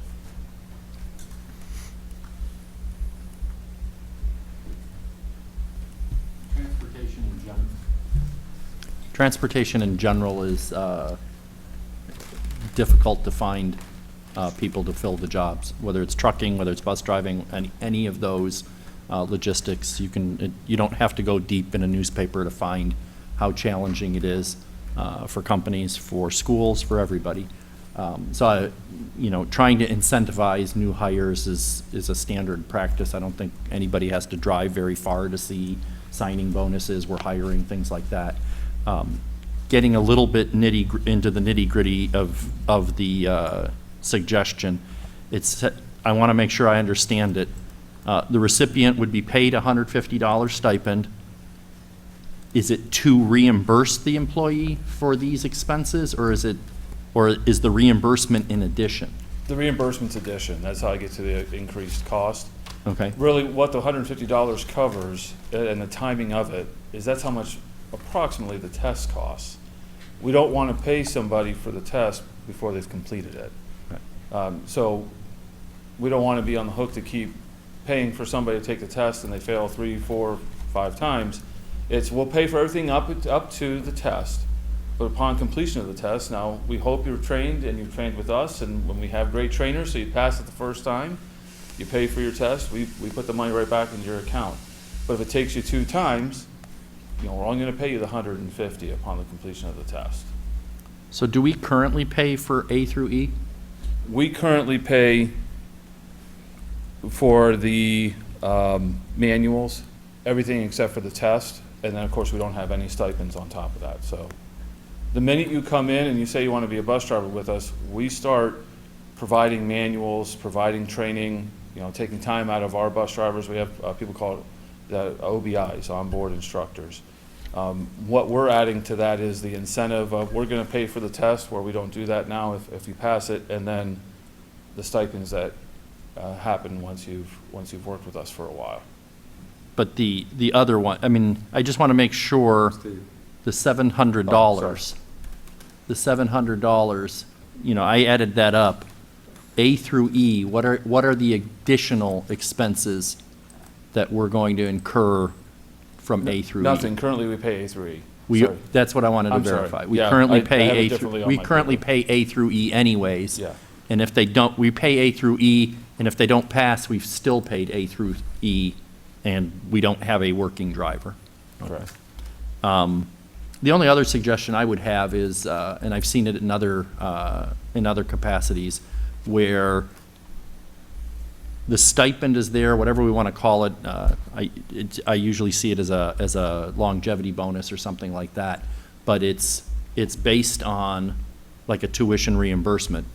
We'll pay these things, but the expectation is you're going to work for whatever period of time, and if you don't complete that period of time, you know, whatever hasn't been paid, we won't pay you, and whatever we have been paid, you owe us back, and that usually ends up as a deduction from the final paycheck. Okay. But I think that's just something to consider. I mean, I think we want to protect ourselves, but at the same time, we need to attract these drivers, so I'm in supportive of whatever we need to do to make that happen. And then, I appreciate that, and I agree. And then if you look at number 7, if somebody comes to us, and we hope this happens more, they're already credentialed, they have everything, then we would skip right to, sorry, I have it differently on mine. Oh, okay. It would skip right to anyone that comes with us with CDL or Class B and has driven the students within the last 2 years, which gives them that certification. They're automatically going to start at the step where, you know, the longevity bonuses, as you refer to it, which just makes sense. They've already been trained, they've already passed their test, so, you know, then we'll start with the longevity bonuses. Steve, I have a question. We had the similar issue this year with the teachers, right, where we couldn't get enough substitutes, and rather than incentivizing, which I don't know if that would even work in that context, but we hired full-time substitutes. Have you considered that as an ulterior option of, hey, we're going to pay 3 full-time substitutes who are here every day and are going to fill the open routes, as opposed to trying to hire just substitutes? Yeah, we've considered that. In fact, we are talking with union leadership about some things in the contract, and that is something that we've been looking at as well, in addition to this. Because that would fill some of our need, but we still would be working, even if we hired just some full-time subs, for lack of a better term right now, we would still have those unknown things that happen, and you still need your part-time substitutes to fill in just on various one-ofs that would happen. So really what we're looking at is a conjunction of all these things coming together, so we're not shorthanded. So Steve, in terms of next steps, this would be would this be your work with the association? Would it be a memorandum of understanding that would come to the board? Yes, that's my understanding is it would come as an understanding. Yes. So if there's, you know, some of the feedback we've got, you know, Richard, of, you know, have that deduction piece of it as well. Any other feedback or things to consider? Because the next time you would see this would give Steve the green light to continue conversations with the association. It would be brought back to you as a memorandum of understanding. That gives us the authority to pay these stipends. So before Steve goes on and continues those conversations, anything else you want him to consider or talk about?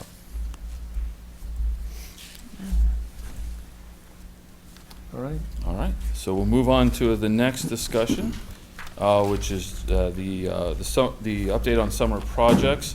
You should have that list in front of you, and it's broken down by school. Just very quickly to go through, we do have a rock wall that's been donated, I believe, to the early learning preschool, so that rock wall will need to be installed. I know you're I told Cameron this, and sometimes I get a little bit too in the weeds, so if I start to lose you, I'll try and read the room. It's a little bit more complicated. The reason why it's on there as a project, it's a little bit more complicated than just affixing it to the wall, because the studs are metal studs. So you can't put that much load onto the wall. The studs are not made that way. It's going to pull the wall. So we're going to have to build some kind of substructure to put that in. So it's going to take more than just a day of putting some bolts into the wall and hanging it up and watching the kids go up and down. So So that's why that's on there. We were able to buy this year some new cabinets for the main office. There's some rewiring that needs to be done with that. Moving on to Chapman, there's a Gaga pit there, but there's needs to have it relocated. And as you can see, the Gaga pits, there's a few of them on here. The reason why that's on there is we need to put a concrete pad down. If they're in mud, then that mud gets into the school, and then now the cleaning process is disrupted because of all the playground fun. So that's a concrete pad going in for the Gaga pit.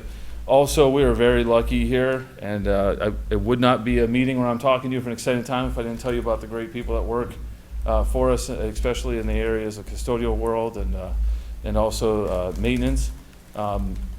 We do our own concrete work here, and that's exceedingly rare, and it's exceedingly cost effective. So you're going to see on here a lot of sidewalk replacement, because now that we have the mini excavator that we've purchased, we have the forms, it's very easy for us just to pluck out some concrete that's broken and put new concrete in at a very minimal cost. So you'll see some sidewalk replacement at Chapman, at Kinsner, to name a few. Muraski, there's a storage area that we're going to be building inside the building. We were able to renovate one of the bathrooms and conserve some space. And of course, as soon as you conserve space, people find a way to put things in that space. So we're building a little storage closet there. Sarar, Gaga pit coming back into the picture. The sidewalk extension to the Gaga pit, because it doesn't make any sense to have a concrete pad in the middle of nowhere and a bunch of mud to get to it. So we're going to extend and put some sidewalk to it. Sidewalk replacement around the side. With all the programs that we're adding, sometimes you just run out of rooms to put them in, so you have to get creative and turn a big room into some smaller rooms. So there's going to be a wall that's going to be added to the media center there, and create a couple smaller rooms so we can accommodate some of the programs that are going in.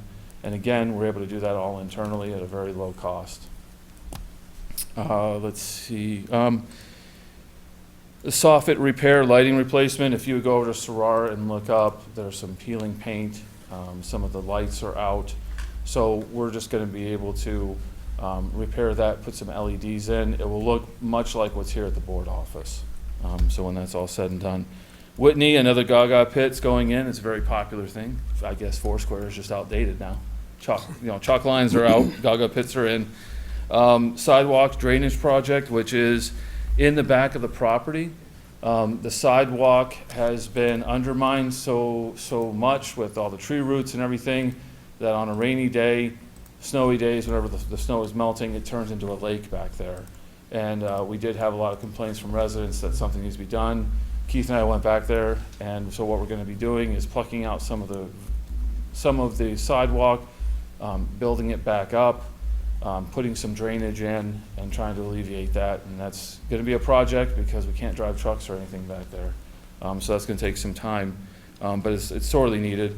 And then there's sidewalk replacement both on the side of the building and then towards Whitney Road that needs to be done.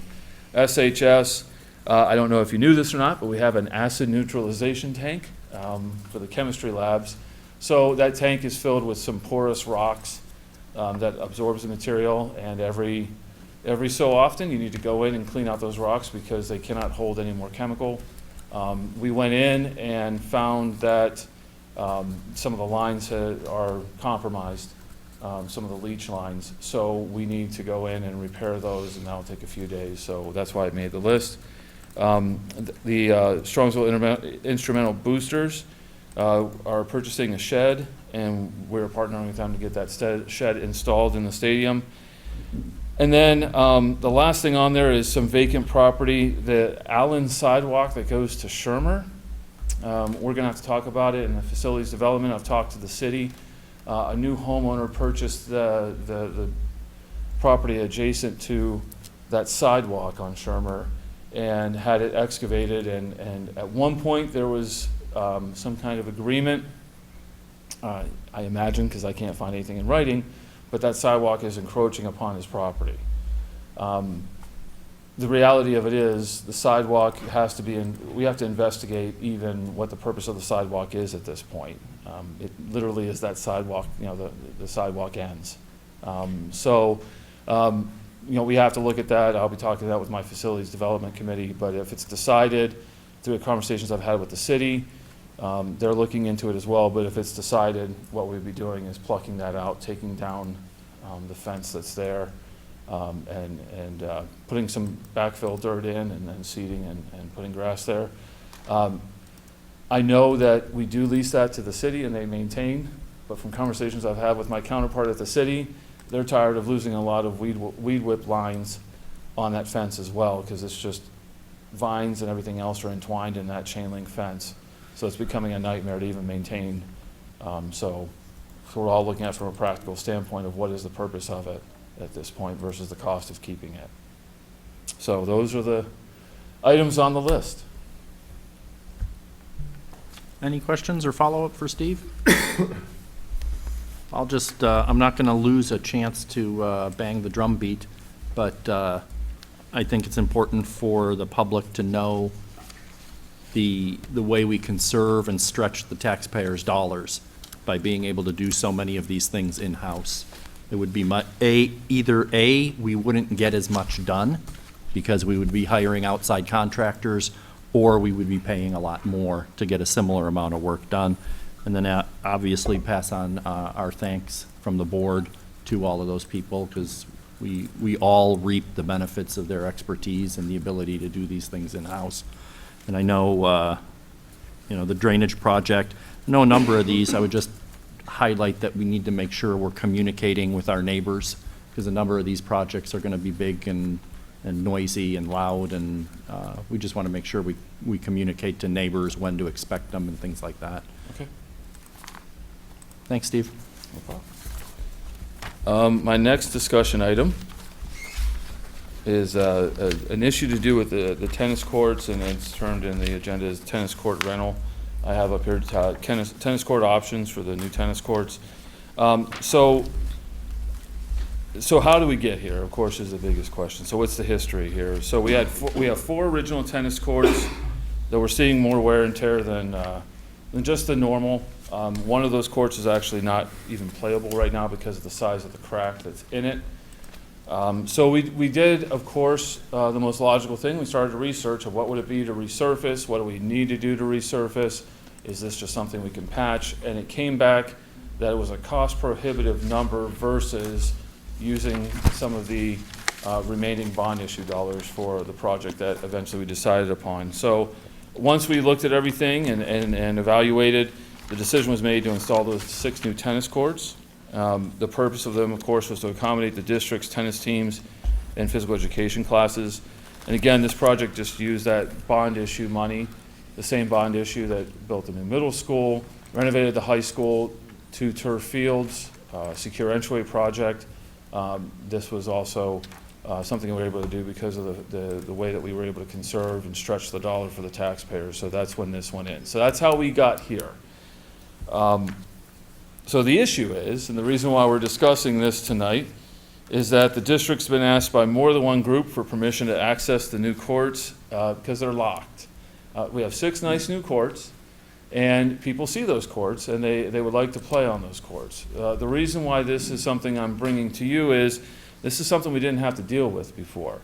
Our old tennis courts, which are still there, were always open to the public. Everybody was always able to, and still able to, go on those courts and play. And now, I do want to differentiate, this isn't groups that are wanting to rent, because that's covered with board policy at $50 an hour for the 6 courts. And I know I've been asked to review those for a future board meeting, but this is not that. There's no issue with people that are wanting to rent. That's all covered in board policy. These are community members that are coming up and saying, we just want to be able to play on the courts. We want to know how we can obtain a key to get onto the courts, whether they're playing in other leagues and they just need a place to practice, or they're training for some kind of tournament. That's the circumstance right now. We've never had to face this before because we've never had these nice courts that we felt like we needed to protect in some way. We just would always just, I don't have the data of how many people would get on our old courts because they were always open. So this is something new. Three of the four original tennis courts are still available. Through conversations I've had with the Strongsville City Schools tennis coach, Coach Black, there is interest in having the original courts renovated by the boosters and retain them as tennis courts. So that's in play as well. And also, I know from feedback I've received from these groups, they're very upset with the condition of some of the city courts, in particular the courts that are by the rec center. I know from conversations I had with my counterparts of the city that that's being looked at, and they're trying to address that issue to get those courts renovated too. So the question and the reason I'm bringing it up is, we do have some options of where we can go from here, but I wanted to frame the conversation where I don't know how extensive this problem is. If the boosters are going to renovate, and basically it would be not renovate to the point of our new courts, right, because we would have done that, but just even putting Band-Aids on the ones that are currently there. If the city is looking to renovate and make their courts better, what will the demand be for these new courts that we have? So just moving into what are some of our options, and the options that I've considered and I'm bringing to you. The first one is to leave the gates locked at all times and do not allow community use of the new courts. Only use them for the purpose of the tennis team and gym classes. And then the original tennis courts can be used outside of school hours and event at no charge to the public. Another option, the public will be permitted to use the new courts under our existing rental procedures and rates. Current rental charge is $50 an hour for the entire complex of 6 courts. The bigger hang-up that I've been seeing with some of the groups that have reached out to me is the insurance waiver. So they may not mind paying $50 and then they get a bunch of friends together and they have 6 courts to play on, but it's the fact that we require an insurance waiver because if someone gets hurt out there and we don't have that in place, we're leaving ourselves open from some liabilities. But if I was to play tennis, and if anybody's watching at home, I know I have more of a face for radio and all that, but I'm not a big tennis player. If I just want to go and I had friends that played tennis for whatever reason, for us to go and, okay, $50, okay, but how do I get an insurance waiver now? I just want to play some tennis. That's the big hang up. But that's the procedures that we have in place. So that, that needs to be considered as well. The third option, and researching with other districts, this is something that that they brought to my attention that they do, and with some variations in the option I'm presenting to you. The new courts are available to the community at designated times. That could be summer, after school, during school activities. It would take some coordination of making those school activities, i.e. tennis matches, of course, we would say no, please don't come here during the day. We have gym classes in and out of here all day, and of course, depending on the weather, but having it available for those times. However, there are some issues and some considerations that we would need to look at as a district to do that. The entry would have to be managed by using a key card system. And you'd say, well, okay, well, why a key card, not a key? Well, one thing I've learned in this job is that keys get duplicated and they walk away often, and codes talk. I didn't know they did that until I tell somebody, hey, the code's 1, 2, 3, 4, 5, and please don't tell anybody. And now all of a sudden everybody can open whatever gate is 1, 2, 3, 4, 5. So, keys walk away and codes get talked, but a key card is something that we would be able to keep and also deactivate if we find that it's not being used either properly or, whatever structure we set up, the key card system would be the way that I would suggest that we do that. I've talked to our security company that we've been using, and it's not an issue. They've done these things before with a keyless entry. However, what needs to be considered with that is, as soon as you have something with a keyless entry, you need a power source. So we would need to investigate how to get power to that system. Also, we would, skipping into C, we would need to install cameras out there so that we can have surveillance on the courts in case something did happen. The combination of a key card and the cameras would help. And you can't always say it would ensure because that's some tricky language. It would definitely help us if there was an incident out there to say, okay, well, here's what happened and here's the last key card that was used. So that way we can combine those pieces of information because we would have a record of who has that key card and who would have it active. We could have some kind of monthly rental fee to rent that key card. Just some things for consideration and further discussion before I stop talking here. Do we have it for community members only? Do you have to prove you're a resident of Strongsville if we open up this avenue? Or is it just so you have some kind of ID that we can contact you? You'd still be able to use. So those two options. And then there are other school districts that they were telling me they give just one-time access. It's not it's a deposit on a key card, and then it's expected back within 24 or 48 hours or whatever that the board has decided in that particular community.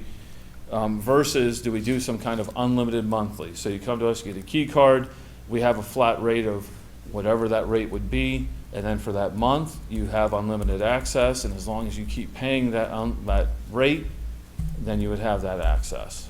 So just some things to consider, and I will now stop talking. Who's ready to burn down the house about tennis courts? Do you have any idea how many public courts there are in the city currently? And just swinging out the gate with one, aren't you? Very uneducated count, I would say 10 to 15. Because I know a lot of the housing developments have at least one tennis court. It's the accessibility of those tennis courts that may be the issue. Did you just mean public? I meant public, not the neighborhood ones, because those are under just public? code and so I forth. would say 7 or so. There's 4 over by the rec center. Which are and in there's terrible shape. some on Whitney. Let's just say 7. Okay. I have from my contact at the city, we have somewhere around 7. Okay. And the old tennis courts, there's 4 there currently, but 3 are only playable. Correct. Do we know what the potential cost is that the boosters are looking at to maybe cover, and potential timeline of that? I do not. That's still very cursory. I haven't got that information from Coach Black. Quite frankly, we were looking at, do we even keep them as tennis courts? Because that's that's property out there that could be used for some other things. But we thought it only fair to talk to the tennis team before we rip out old, some of the original tennis courts, and say, do you still have use for them? And if so, what would you be willing to do to maintain them? And that's the feedback that I got from Coach Black.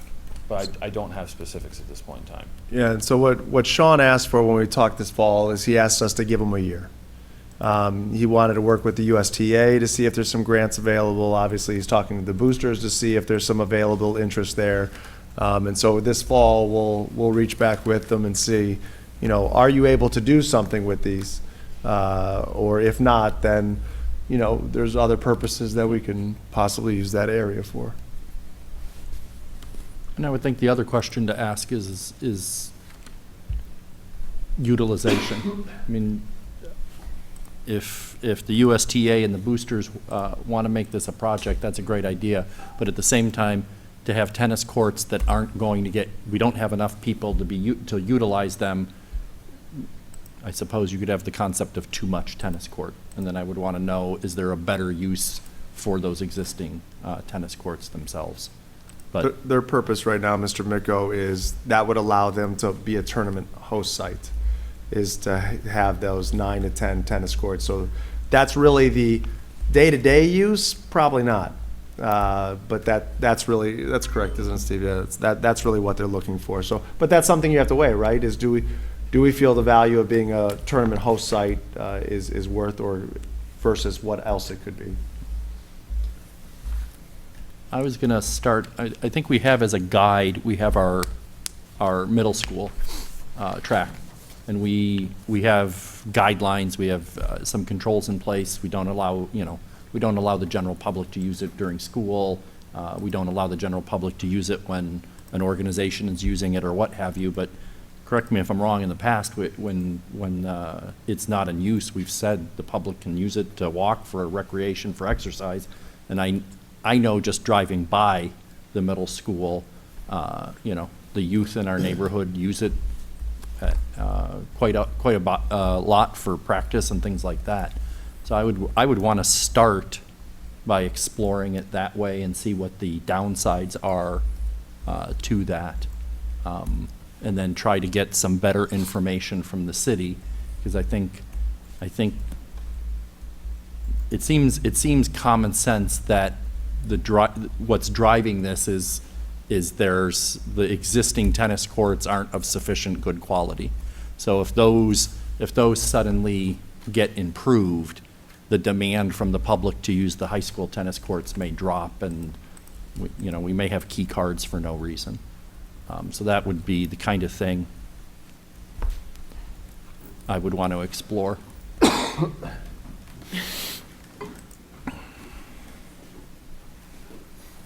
I just happen to be the chair of the rec committee. That was a softball. The plan had been to improve the courts, and COVID happened. We did have some funding. We weren't able to use that funding because COVID and whatnot. So we are back at getting funding, but it is on our list of things to improve. I just can't give you a timeline as to when that will happen.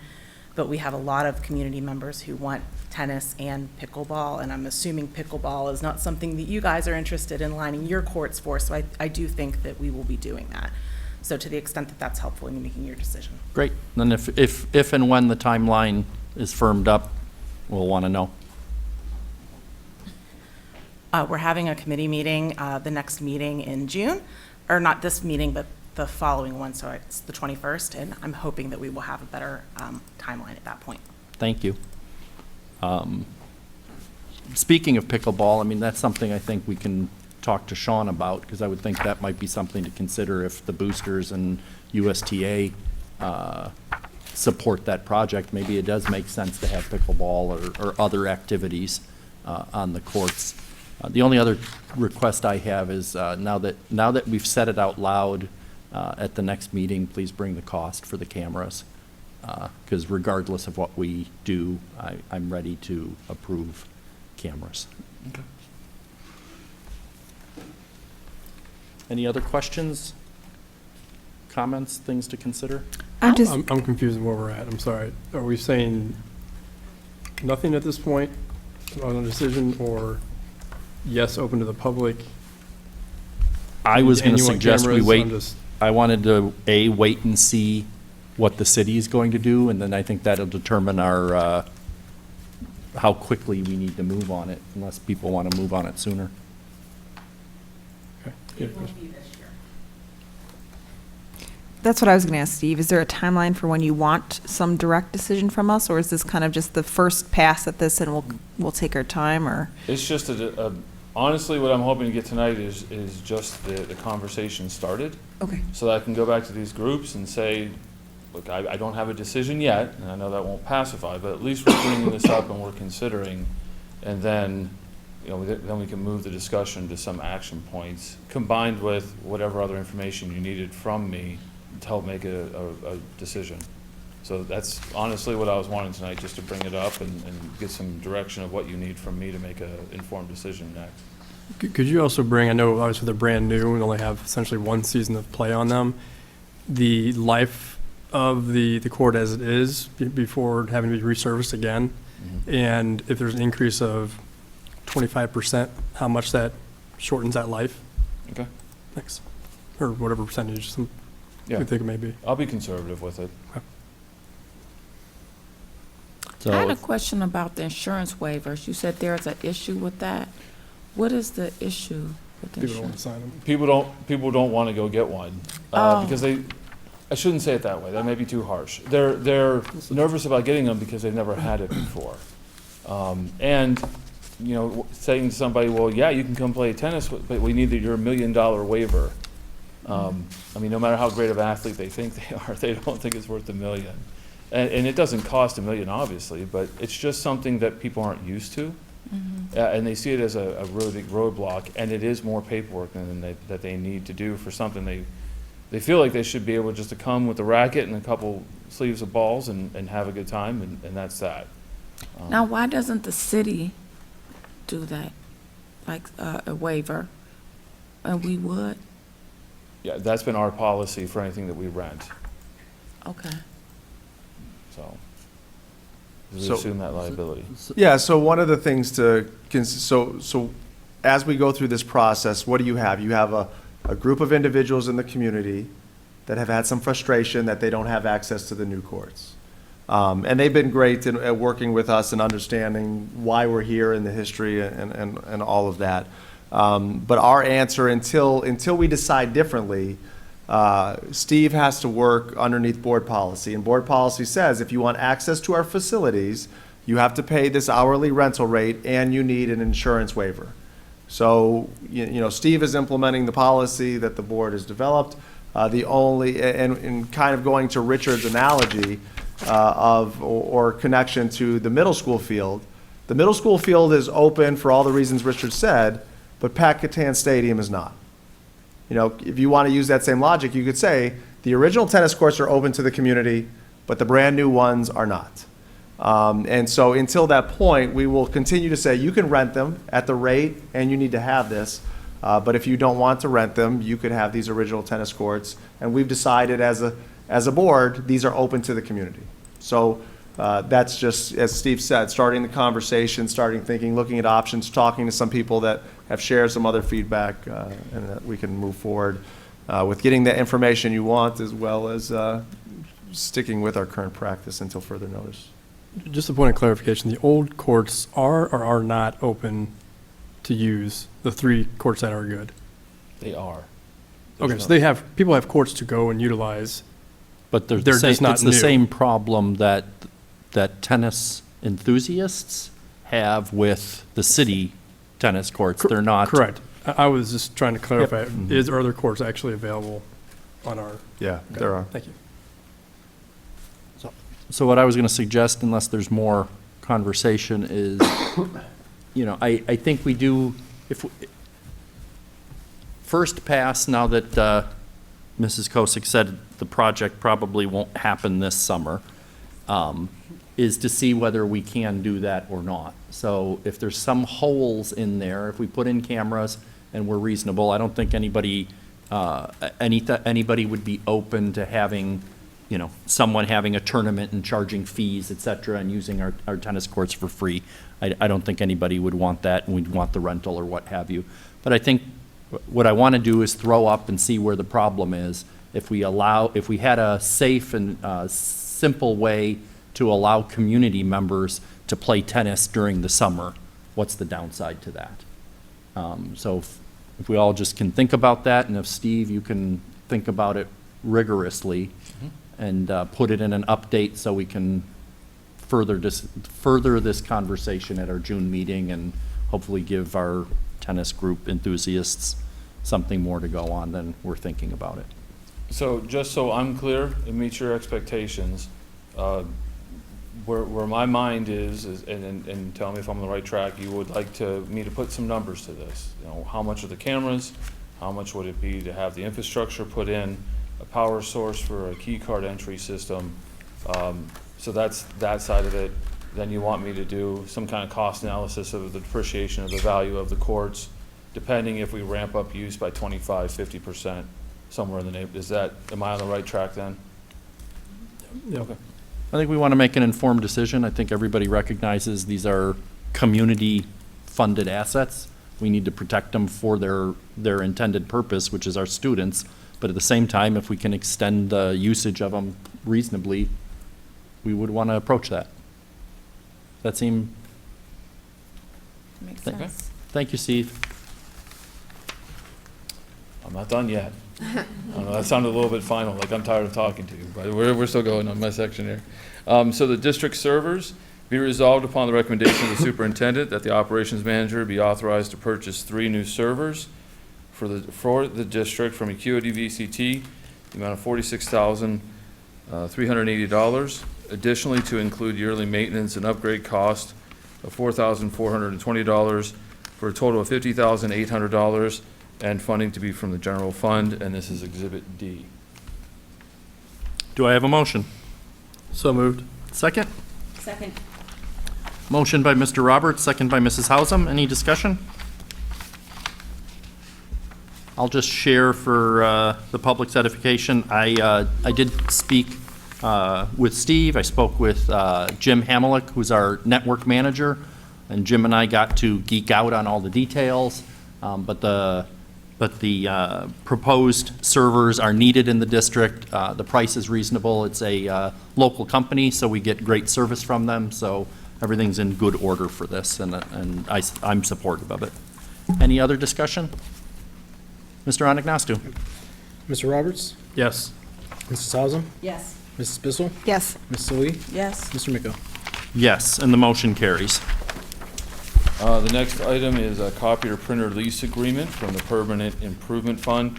Be resolved upon the recommendation of the superintendent that the Board of Education approves the awarded 5-year lease agreement for copiers and printers with Meritech with monthly payments of $998.54, not to exceed the amount of $59,912.40 over 5 years. Funding to be from the Permanent Improvement Fund, and this is Exhibit E. Do I have a motion? So moved. Second? Second. Motion by Mr. Roberts, second by Mrs. Hausum. Any discussion? I also had a discussion with Mr. Breckner, and we talked about the excitement and nitty-gritty of copiers, but this is a wise use of our money. Our existing copiers are beyond where it's wise to continue to repair them. We're spending more money to repair them than we would to have an efficient lease. So this is a good use of our taxpayer dollars. Any other discussion? George, take the roll. Mr. Roberts? Yes. Mrs. Hausum? Yes. Mrs. Bissell? Yes. Ms. Sully? Yes. Mr. Miko? Yes, and the motion carries. Thank you, Steve. Next up, we have Assistant Superintendent Jenny Pelko with the Human Resource Report. Jenny? Thank you, Dr. Ryba. Under Human Resources this evening, I have the following items for your consideration. Under C1, resignations for certificated staff, resignation of a non-certificated athletic supplemental. Under C2, we have appointments for certificated staff. Mr. McGill, I do need to make one change from the floor. Celia Joyce, who's listed as a social worker, that will now become our employee. This will be, instead of it saying this is a new ESSER-funded position, it will be this is a new wellness-funded position. We had to make that change. Continuing under C2, we have the appointments of all of our summer school or summer learning opportunity staff here. And continuing, we have more appointments under C2 there for certificated. We have substitutes. We needed to create a substitute pool for our positions as well, just to make sure that these classes are covered each day. We also have some non-certificated staff that is helping us out, and also nursing services there. We continuing appointments for certificated supplemental contracts paid upon completion. Under C3, change in full-time equivalents for non-certificated athletic supplemental contracts. And that concludes my report. That concludes my report. Any questions for Jenny or Cameron? I will just say it might be counterintuitive, but I think it's great that we actually need substitutes for summer school, which means that many students are attending and that many teachers are going to be teaching. So we need to plan on having substitutes. So again, I think that's a good thing. Consent calendar, action by the Board of Education and the adoption of the consent calendar at this point of the agenda means all items appearing with asterisks are adopted by one single motion unless requested otherwise. Do I have any otherwise? Hearing none, we do have the correction for Human Resources, number 2, appointments. Celia Joyce will be paid for out of a wellness-funded position. Do I have a motion? So moved. Second? Second. Motion by Mr. Roberts, second by Mrs. Hausum. Any discussion? Hearing none, take the roll, George. Mr. Roberts? Yes. Mrs. Hausum? Yes. Mrs. Bissell? Yes. Ms. Sully? Yes. Mr. Miko? Yes, and the motion carries. Board of Education other. Do we have any Board of Education or other? We'll jump ahead and give a mini legislative update. The state Senate did pass their version of the Ohio budget bill and have provided a different way to, or a different plan to fund education different than the Fair Funding Act that was in the House. So everybody interested and uninterested needs to continue to pay attention and advocate for Strongsville's interests. But as usual, budget time in June gets interesting. But I will, and I know Sherry will have more updates for our next meeting. And the good news is, we didn't lose any dollars under this. In the simulations, so don't trust the simulations. I have nothing else. Anybody else? Hearing none, we do have reason for executive session under the topics of. To consider the employment and compensation of a public employee. Do I have a motion? So moved. Second? Second. Motion by Mr. Roberts, second by Mrs. Hausum. Any discussion? George? Mr. Roberts? Yes. Ms. Hausum? Yes. Ms. Bissell? Yes. Ms. Lee? Yes. Mr. Miko? Yes, and we will go into executive session at 9:15. We have no expectation of further business. Thank you for everyone's attention. Have a great summer and a great summer school. Thank you.